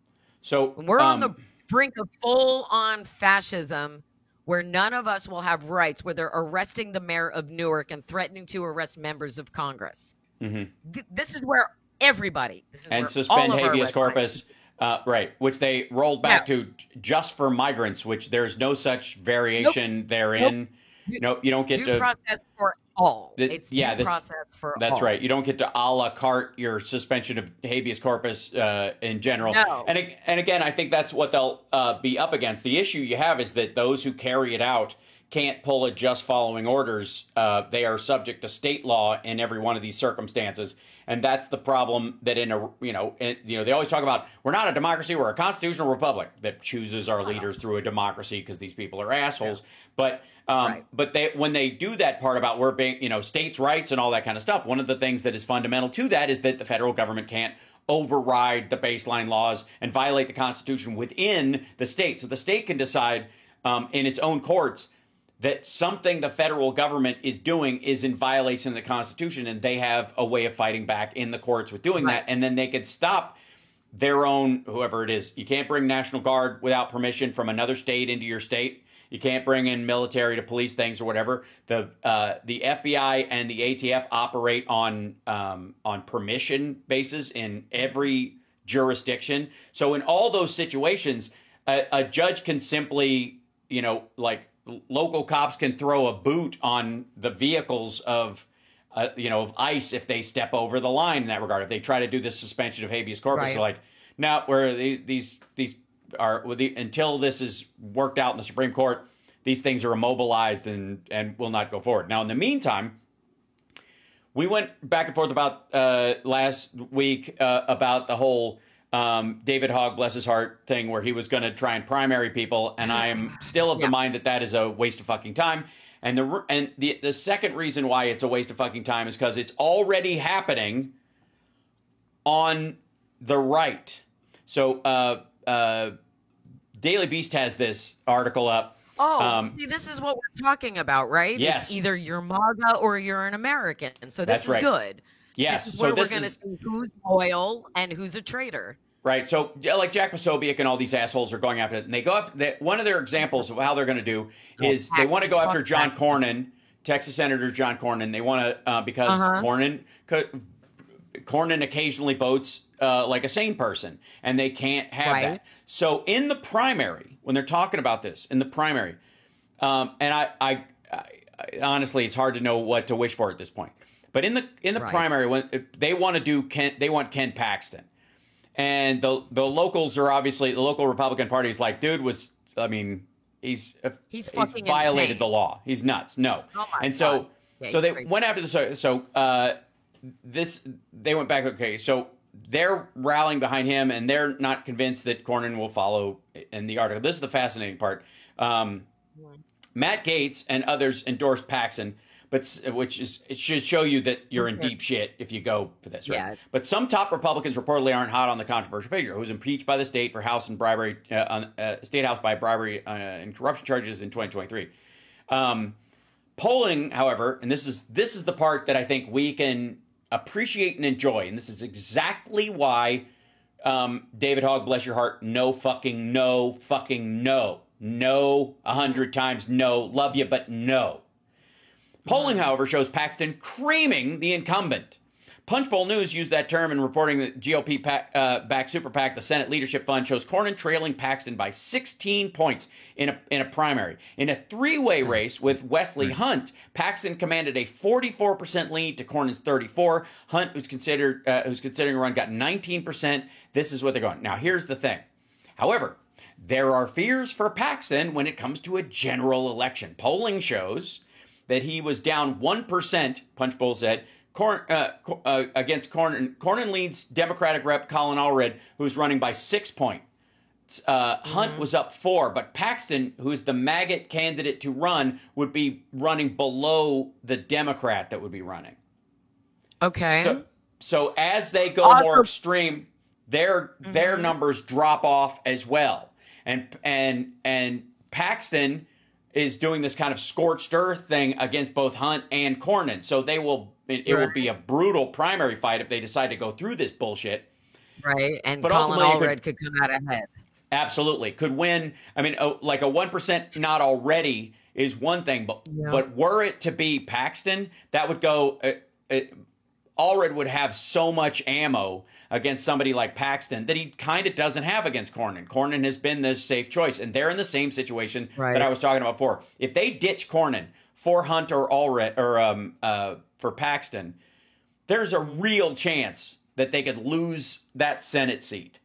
So I mean, okay, so we're talking about Texas, which is, hinky. Allred challenged Ted Cruz last time and lost. Not by a lot, but he lost. Right. And I like Colin Allred as a candidate for a lot of reasons. Obviously, he's a black man. He has a lot of he does not fall on the right side of the transgender issue, in my opinion. So I'm a little concerned about that because he has more Republican views on that one rather than Democratic. However, in that situation, he's still preferable to any MAGA candidate. Right. And Paxton is a particular crazy person. He blocked me on Twitter forever ago. He is MAGA to the millionth degree. And so it'll be interesting. And the hope being that cooler heads prevail and the majority votes for a Cornyn who at least is capable of making some pragmatic decisions, it seems. So it'll be interesting to watch that play out. And the other thing to remember is that Paxton is great friends with Greg Abbott, who's a horrible monster of a human person. And so when you're spending time, it's, the politics and the bedfellows and all of that. It's look at who he hangs out with. And if he's hanging out with that guy who's fine with migrant children getting caught up in horrific, like the fencing that they put by the water to make sure that they couldn't get out of the water. Like if you're okay with that, I don't know what to do with that. Hopefully, you can, if you're a resident of Texas and you're faced with this vote, like hopefully you choose the guy who's like not fully horrible, only horrible part of the time. I don't know. I feel like we're at a tipping point in this country where people have to stop trying to own the libs and just try to survive now. And so, like, what will be the best thing for you? Like, think about, people used to vote for their own best interest, and they're not doing that anymore.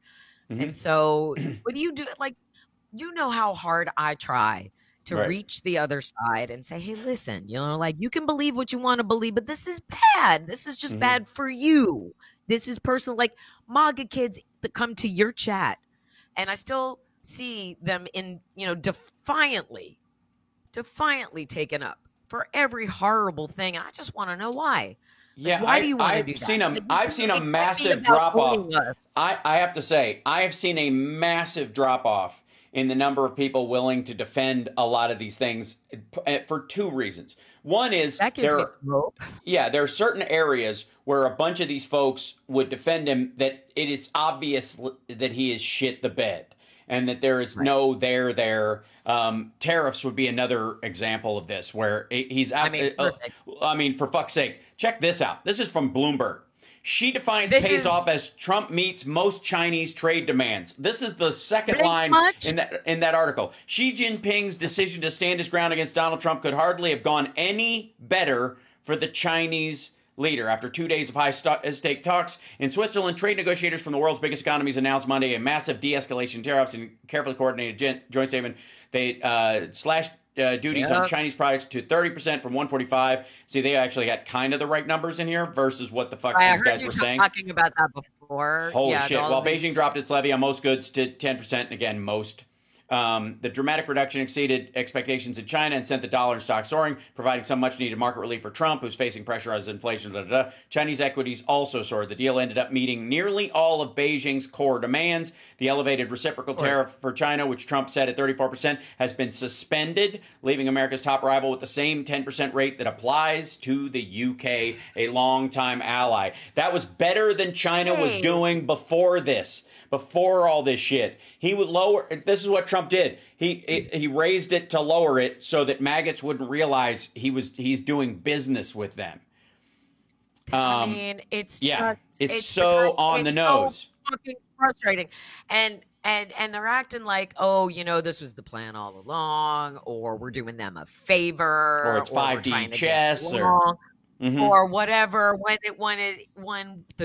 And he'll never admit the truth, which is a lot of people are mad at him, and he can't handle it when people are mad at him because he can't handle looking bad in front of his cult. And so he has to look like a champ, and he has to look like it was his idea all along. And it's just like, you can't say it enough, and yet they won't absorb it. These tariffs are a tax on the consumer. Period. These tariffs are taxes passed along to you.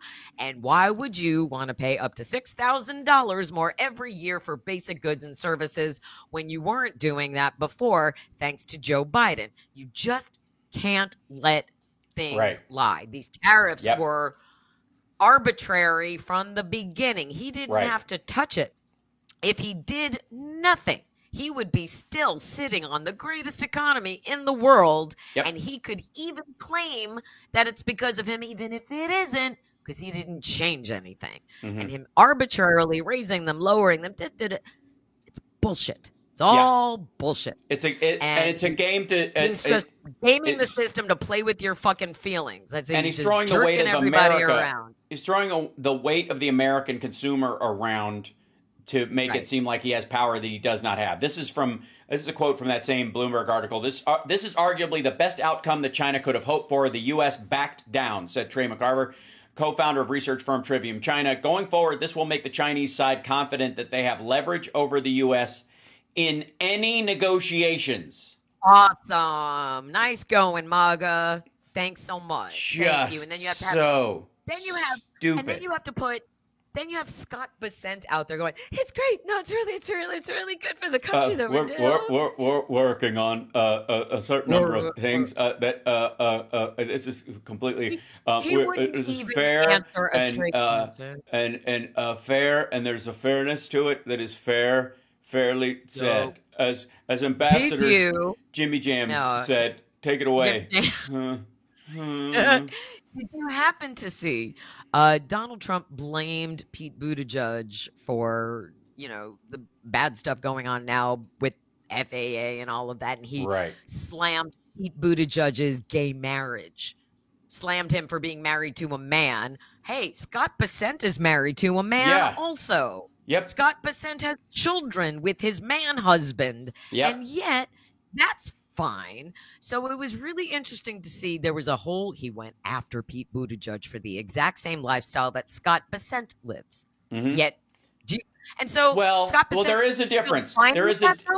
No, there is a difference. You don't think there he is a said difference. that about Scott Bessent behind closed doors? He doesn't talk shit about all these people. Of course he does. Of course he does. Oh, they so use you all stay kinds loyal? of untoward language about him, no doubt. The difference, though, I would say, is that Scott Bessent is a multi-millionaire and Mayor Pete is not, and so therefore there is a different standard. I would argue there is a different standard amongst Trump world. You know, if you could be Osama bin Laden's brother-in-law, but if you're in business with him on a golf course, he doesn't give a shit. But if you are from the same country that Osama bin Laden, was in Afghanistan or something, and you are simply poor, you're a danger to the world, even if you're trying to escape that violence. That is correct. And it was fine for people to call Joe Biden Genocide Joe because he wasn't supporting genocide. But it's fine that Netanyahu and Trump want to get rid of every last Palestinian in Gaza so they can start building hotels. Oh, my favorite is my favorite fallback is the folks are like, it was going to happen anyways. Like, it didn't matter, no matter who was in charge. Well, then why were you out in the streets? Why are you protesting? Yep. What are you protesting?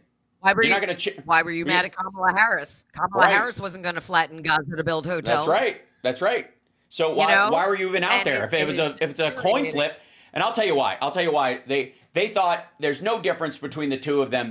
Let's just give them the benefit of the doubt that they truly believe there was no difference between what Harris or Biden would do and what Trump would do with Netanyahu and Gaza and all these kinds of. They really believed that, but they really liked mass deportations and kicking babies out that had cancer and rounding people up, including American citizens, and sending them to El Salvador and gulags and the mayor of Newark. Right? Yeah, That's fine.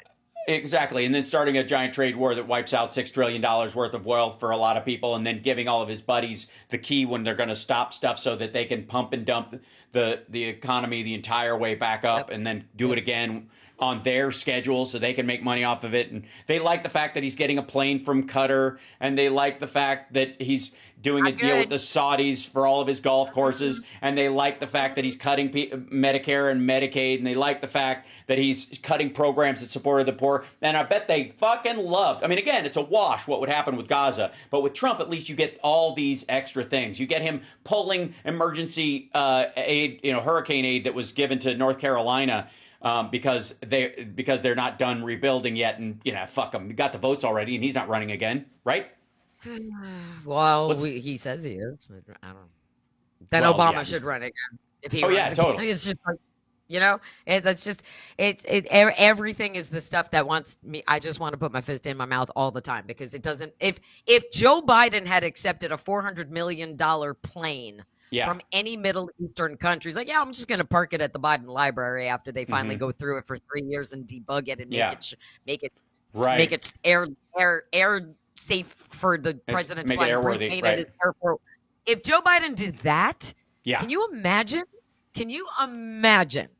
Like this, the hypocrisy is so infuriating because if Joe Biden was like, it's absolutely fine for me to accept a $400 million gift from a Middle Eastern country, people would MAGA would have had a collective aneurysm over that. It would be they would say it was high treason and Republicans would go after him, but it's okay for Trump to do because he's what? Because why? Because he's Trump. He doesn't get a pass because he gets to meet secretly, and Jared Kushner and the rest of those guys get to meet secretly with the Hamas leadership that has subverted billions of dollars away from UN and American aid to the Gazans. Yeah.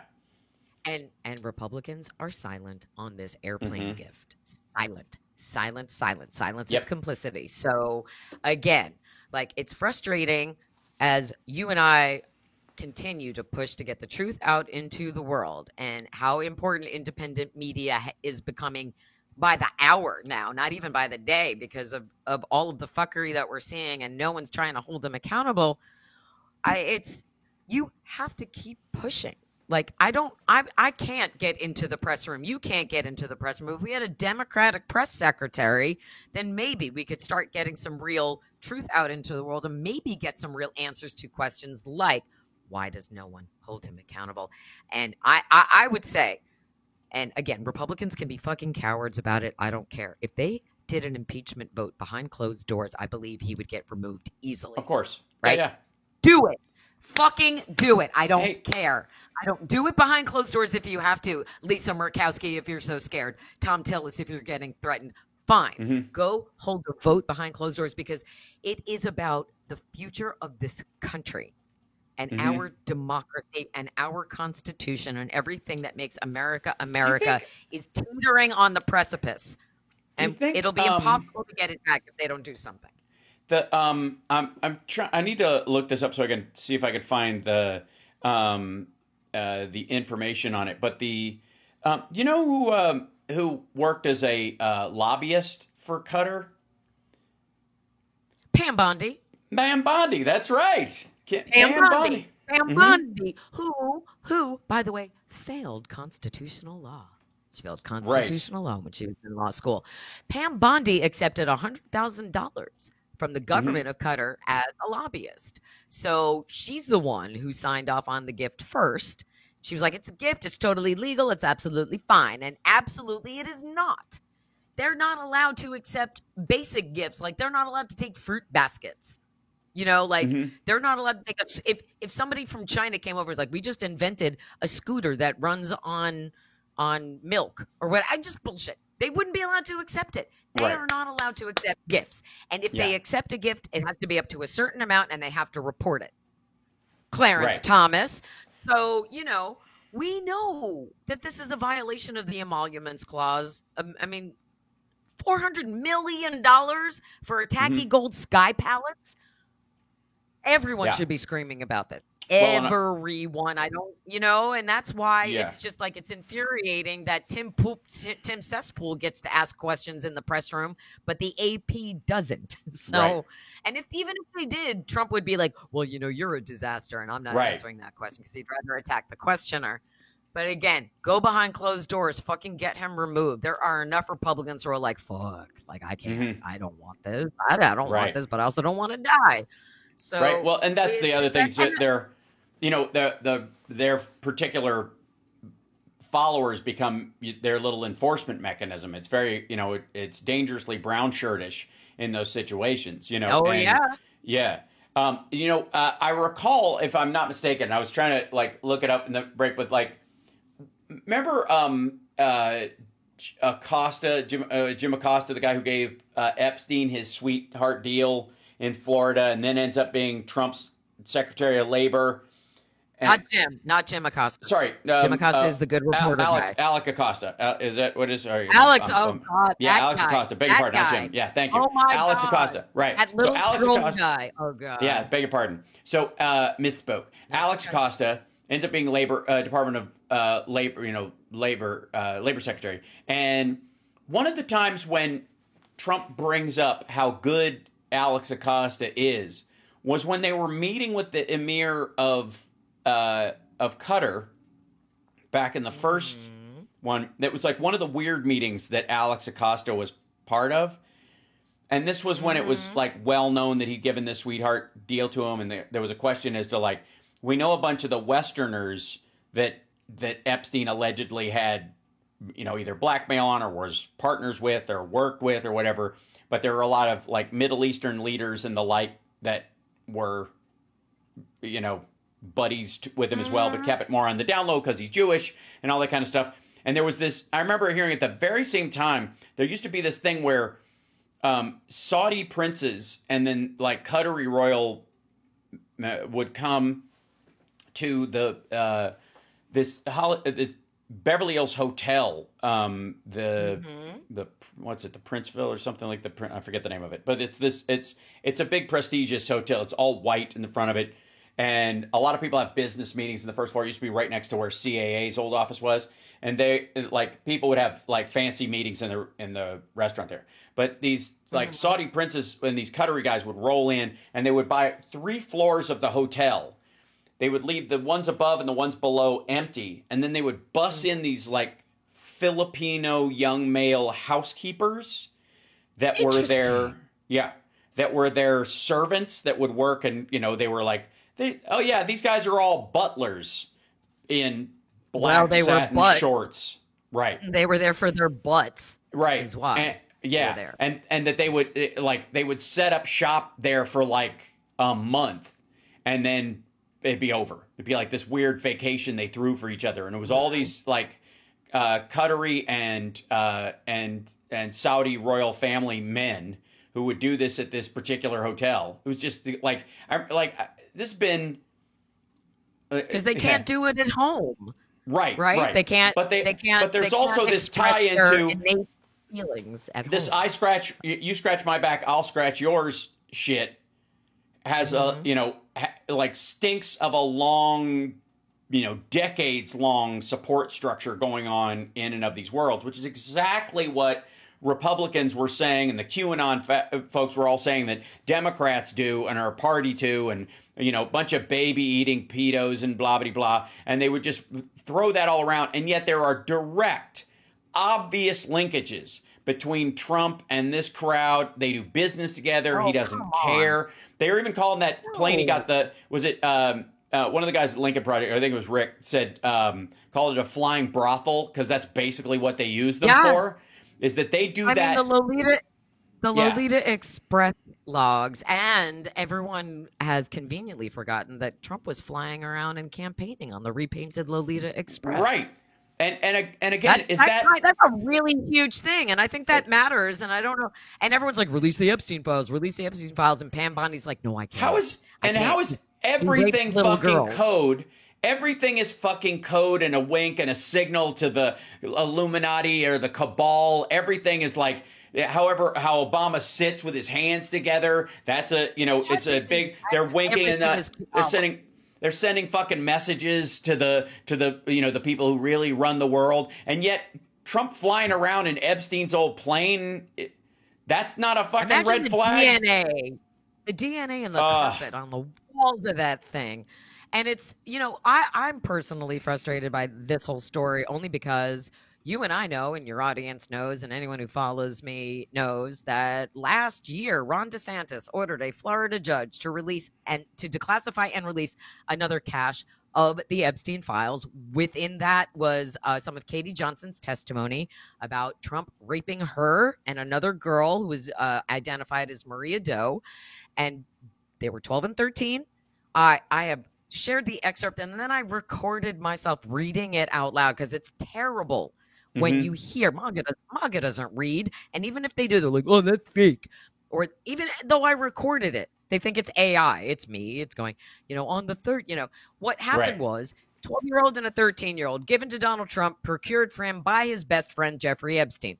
And probably Ghislaine Maxwell helped found these girls, and they are sex trafficked and already in a horrible situation. And this particular excerpt that I have read that is a pinned thing on my Instagram because I want more, and I don't have enough Instagram followers, so please follow me on Instagram, Tower Dublin Rocks 1, the number 1.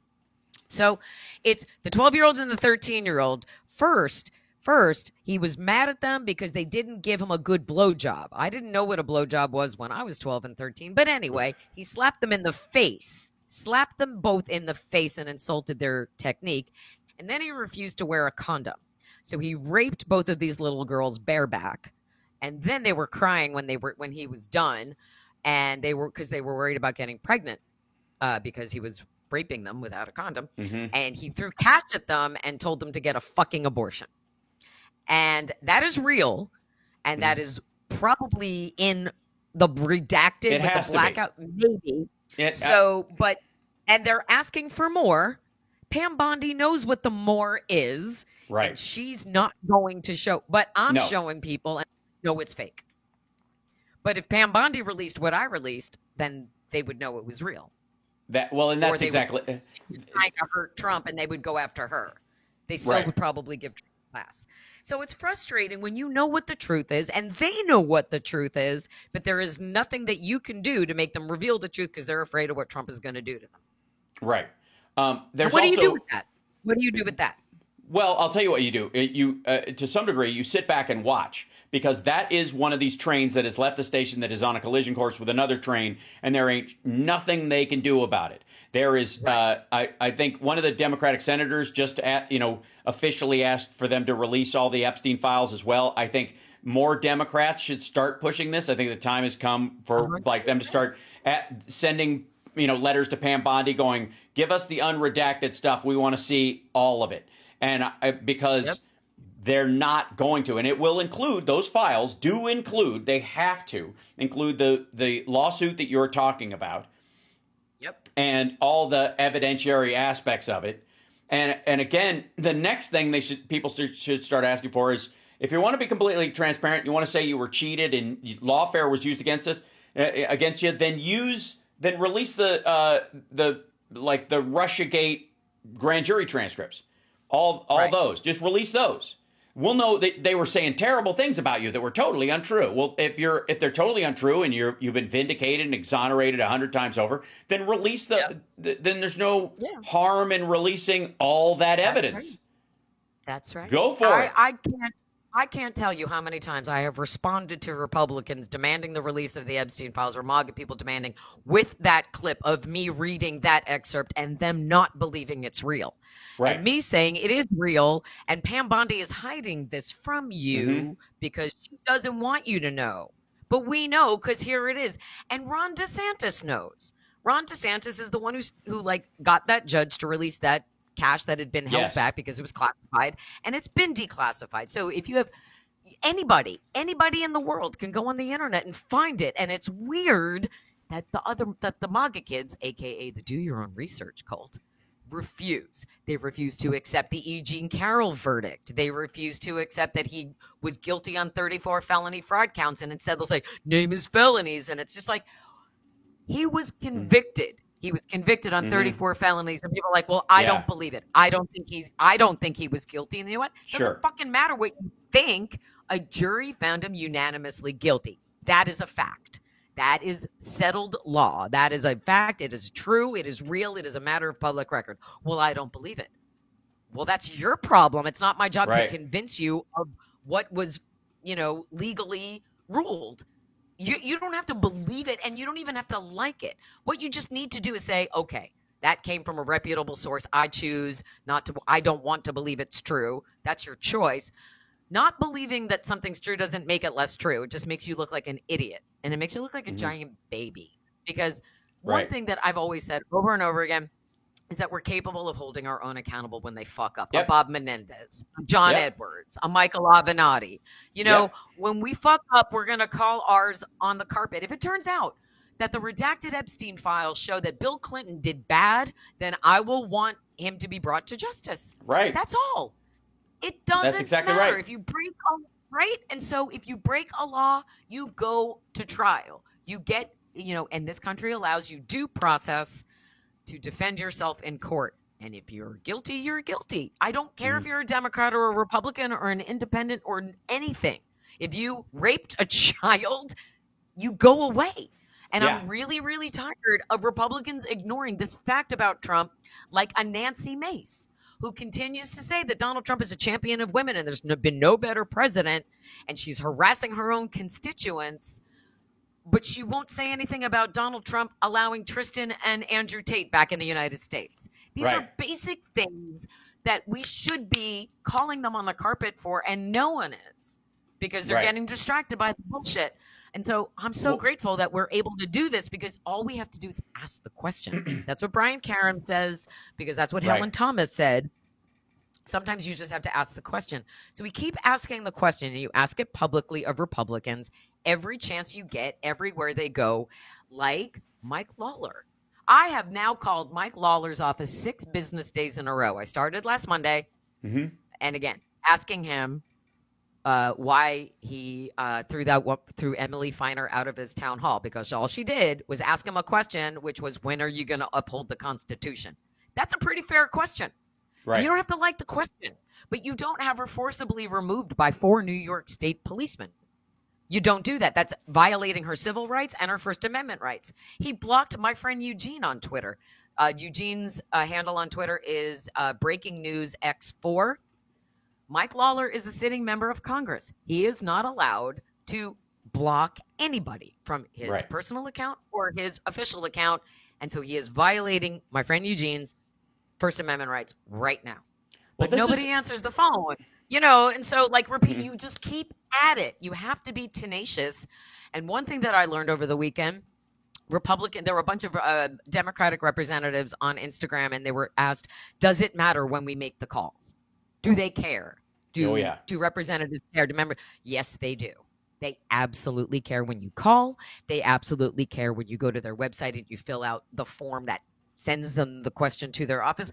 When I called Tim Scott's office this morning, the guy that answered his phone was super nice to me. And I said, I don't think you're going to be able to answer my question, but is your comms director available? Comms director wasn't available, but they came back to me and said, if you go to Tim Scott's website and you fill out the email form, you will get a response. And so when we're done here, that's the first thing I'm doing is I'm going to email Tim Scott. So everybody who's watching the show right now, this is a call to action. Democracy is an action word. It's not going to happen miraculously now. There's like no Deus ex machina who's coming to save us. It's on us. Call to action. Everybody in the chat, pick a Republican senator. Yours, if you don't have a Republican senator, pick the one in the state that is closest to the state that you live in. If you're in a blue state, I'm going to be concerned about Idaho because it's right next to Oregon and they want to annex part of Oregon. So that will, it's just true. That's just part of it. And so you call your own representatives, but you also should call everyone in your neighboring red states. If you don't have the time to call all of them, which most people don't. But that's a concern, right? That matters. Call to action for everybody in the chat. And hey, let me know if you did it because I'd love to know because this matters, right? We only need 3.5% of the American population to push back is the number I saw. And out in the streets and we're doing the marches. I think we can do 5% easy. I agree. We've done it before. We can do it again. Yep. And we're going to do, right. And there's going to be a nationwide sick day where everyone's supposed to like not work just at all. Like don't go to work. Don't do your work. People like us who work from home or do this, I think we'll be fine. We'll see what that does. But like the boycotts of Amazon and Target are working. Pushing back against the administration is working. That's why Trump is blinking on the tariffs. And Tesla specifically as well. I think that would arguably it's one of the easiest ones. Right. Yes. And also, you see some fuckery in the streets where ICE is coming and taking away your neighbor. Film it and share it because we're seeing a lot of that. And somebody put this out this morning. I saw it on Blue Sky this morning before I came here to talk to you.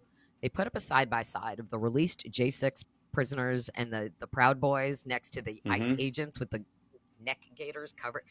They're identical. Yep. And somebody said, how many of the released J6 prisoners are now independent contractor ICE agents helping round up brown people and babies on the little kids and toddlers? How many of those who desecrated the Capitol on January 6th are now out in the streets kidnapping people without due process? Right. Well, that's it. The other issue too that seems really obvious is that anybody should be able to expect that they know that they are actually being taken into custody by a real law enforcement officer. And this insanity that they don't have to show you any kind of credentials and you're supposed to just get in the van is just how does that not just be like an invitation to kidnappers the world over? Like, come and pick off our citizens. As long as you can fake an American accent, you can buy a fucking black shirt off of eBay. Yeah. So it's kidnapping straight up. It is kidnapping unless you have a warrant, an order from a judge. You have to have the legal paperwork to do anything, to enter anybody's home, all of those things. And so if you are in a neighborhood and you see these people, you see the videos now. Well, people are really stepping up. Like, where's your paperwork? Did you read her rights? Do you have a warrant? Show it to us. Show it to us now. Show us your faces because they're covering their faces while they're arresting people without due process. So we have to do this now. We all have to collectively be the pushback we're not seeing from our government. And then hopefully more and more people start doing it. They're not going to arrest a mayor of Newark on our watch without pushback. They're not going to arrest Bonnie Watson Coleman and LaMonica McIver. LaMonica McIver did not put her hands on other people. She was physically assaulted outside that prison in Newark. Don't try to rewrite that history while we're watching it. We're not going to let that happen. Right. So it will be us. We're a little over, I know, but that it's going to happen because we got a lot to talk about, and there always will. By the way, the Substack, nice, is going very well. But Restack, everybody, that's really helpful. Like the live streaming to Substack has become a nice little addition. That's great. Hi, Substack. I'm there too. Exactly. For my Substack, that's where I was headed. Everybody, all of the Political Voices Network contributors. That's right. We all have our own Substack. We also contribute on the Political Voices Network Substack, and we're growing. We are growing, and we're going to be. Hal is going to be on my podcast on Thursday.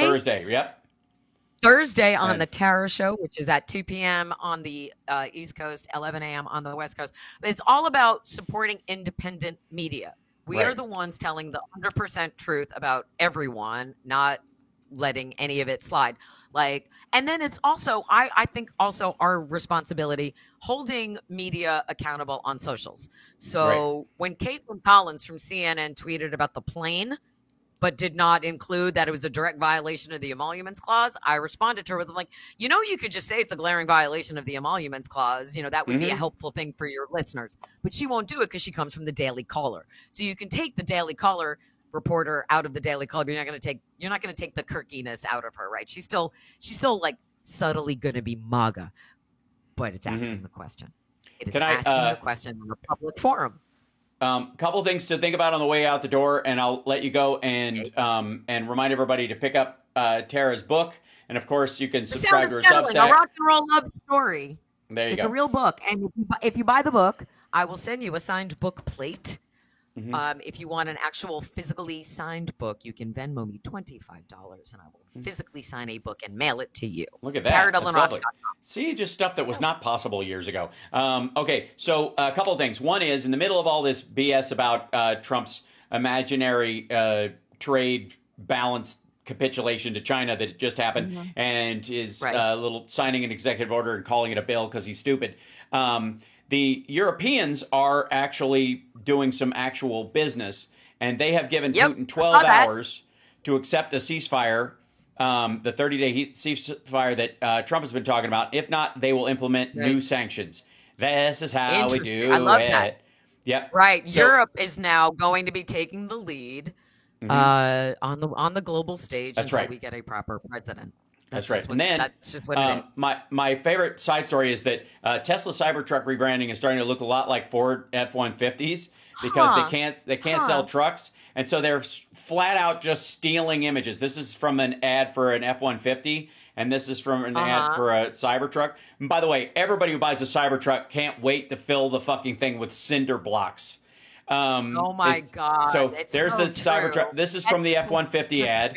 This is from the Cybertruck ad. I hope Ford fucking sues them because they should. Yeah. I mean, you kind of can't. But they're just ripping it off. Look, this guy's got his like Cybertruck, and then they're wearing fucking I don't know like Amish. Oh bullshit. Plain, and they're just decided to saw wood in the middle of the fucking forest or whatever. This guy's actually working on a job site out of his F-150 is the point. So this is what they're trying to push, and it ain't hilarious. Working. It's not. No, of course it's not. Right. Because a Ford F-150 isn't going to have something fly off of it to become a projectile and impale somebody. That's exactly right. A Ford is a sturdy vehicle, even though Henry Ford hated Jews. Ford is a sturdy vehicle that will, last you quite some time. American-made steel. Well, it's also American engineering. It's also been tested long term. Yeah, and that test, right? And it looks that like a adds up car. over time. Yeah. Yeah. So, anyways, go ahead. I saw a Cybertruck. This past Saturday, I hung out on Northeast Alberta in Portland with a friend of mine, and we went to Salt and Straw to get ice cream. And there was a giant Cybertruck, and it was khaki green, and the blackout windows. And on the back, it had a bumper sticker saying, "I bought this before I knew Elon was crazy." And it's like, well, he is now. Get rid of it. Get rid of it. And we waited to see if the owner would come and like get in the car and drive away. And the owner was a really nice looking black man. And I wanted so much to stop him and be like, sir, can I help you find a buyer for this vehicle? Can I help you get rid of this vehicle so you're not in this? Because a Nazi built this vehicle. A Nazi would have you. Can I show you? I don't know that I got a chance to show you this. We talked about this last week. The ugliest fucking thing in the world. But the Chinese tried to beat it with their own Cybertruck. So I showed you this last week. This last time. Yes. Yeah. So this is them trying to rip him off, and I'm fine with him them ripping him off. I think that's a great thing, and I wouldn't buy one any more than I'd buy a Cybertruck. But I think it's funny that they're undercutting him in that area. So right as China's opening up their markets, we talked about opening them up. They're going to buy our stuff. Yeah, right. You're not going to see any Cybertrucks for sale, and the Chinese Cybertruck's going to be stealing market share, even in Elon Musk's biggest market. Yeah. Right? Midnight's Edge rate. Oh, hi, Midnight's Edge. Thanks. Look at it. What happened? We just got a raid on YouTube, which is really cool. I'm glad those actually work now. We've got to work those out. So thank you very much. Rewind and watch because we're done. Yeah. That's when other shows finish up and they can jump on to your show. So when okay. Well, okay, friends. Thank you for being here with us today, and come hang out with Hal and me and the other Tara on Thursday. On Thursday, the Tara show. Absolutely. On Thursday, but also Tara show tomorrow at 2 p.m., 11 a.m., and who knows what we'll be talking about by then, but it will be entertaining and informative. And by the way, share the show and subscribe. We're trying to hit 90,000. We can do it.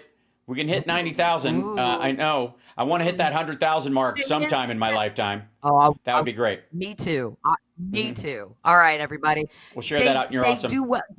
Go out and do good things. Call to action. Call Republicans. Hold them accountable. And we'll see you soon. Absolutely. Okay. All right. Thanks, cheers. Hal. See you later. Bye. There she goes, ladies and gentlemen. And they always leave before they give me a chance to broom them off properly. It's just it's the opposite of what happens on other shows. It's just so funny that way. I don't know why. Okay, so I'm going to go into here, and then if I go into this settings thing, and we look in the YouTube thing, and then the content thing, and then we go over here and we look at the content thing, and just stream settings, and then we do a rate of things, something. I don't know. Son of a bitch. Pop out the dashboard, channel level settings. Nope. Create a highlight video. Add a stream marker. How do I rate other people? Son of a bitch. Additional settings. Viewer activity. Nope. There you guys are. Thank you so much, by the way, for the super chats and for being members. Thanks, Robert. Where's the Nazis essay salute? For Trump's dumps essay stands for socially awkward. Yes. Or that works for Vance, I think, as well.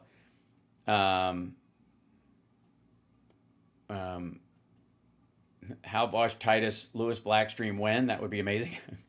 We'll hook that up. Appreciate you too, Jen. Thank you for your support. That was really awesome for the memberships and all that kind of stuff. That was lovely. And Trout the guys got overtime. Oh, JD, thank you for the overtime. We got a 666. Yes, today is a great day for a 666 super chat. Nothing irritates maggots more than basically bringing around having the Temu Antichrist try to bring around the end of the world as we know it, and you guys sending me a 666 super chat. So, yes, $6.66. We haven't done that in a long time. To help me buy 666 Fifth Avenue, that's the goal, and so I can give away 2 floors of it to the Carter Center so that they can operate a version of Habitat for Humanity rent-free out of New York forever, for as long as I shall own the building. That's the goal.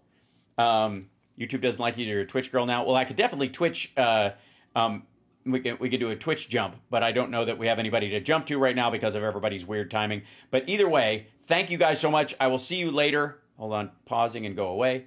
And share the show, etc., and all that stuff. Okay, a couple of housekeeping notes, though. See you this afternoon, regular show. Then I get in my car and drive to L.A. Tomorrow, I've got the Jam. So because we have a better setup, there's a chance I might do an early morning show before Tara's show, since I can't do an afternoon. So I'm going to try to do that now that I've got a setup there. Wish me luck. We shall see. If I don't hold it against me. But I've got the jam tomorrow night. We're also going to I'm trying to set up a thing where I can stream the jam. So, yeah, I'm on the hustle, as I always do.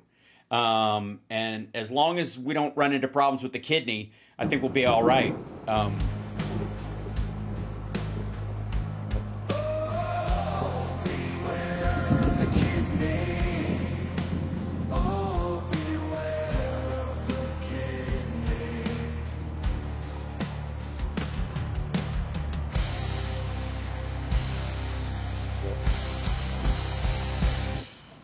What the?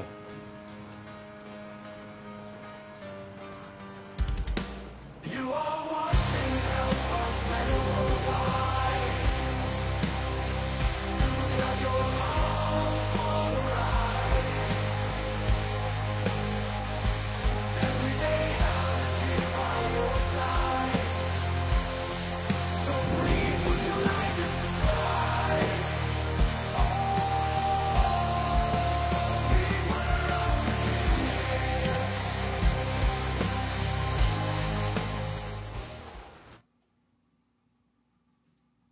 The kidney has a very special place in the heart.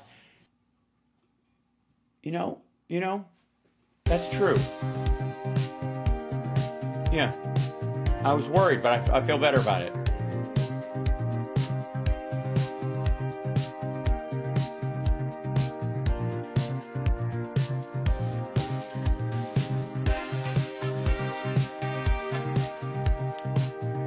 Look at those Twitch people. I'm never going to turn it on to subscriber only, so it's up to you. It's the honor system if you're going to subscribe.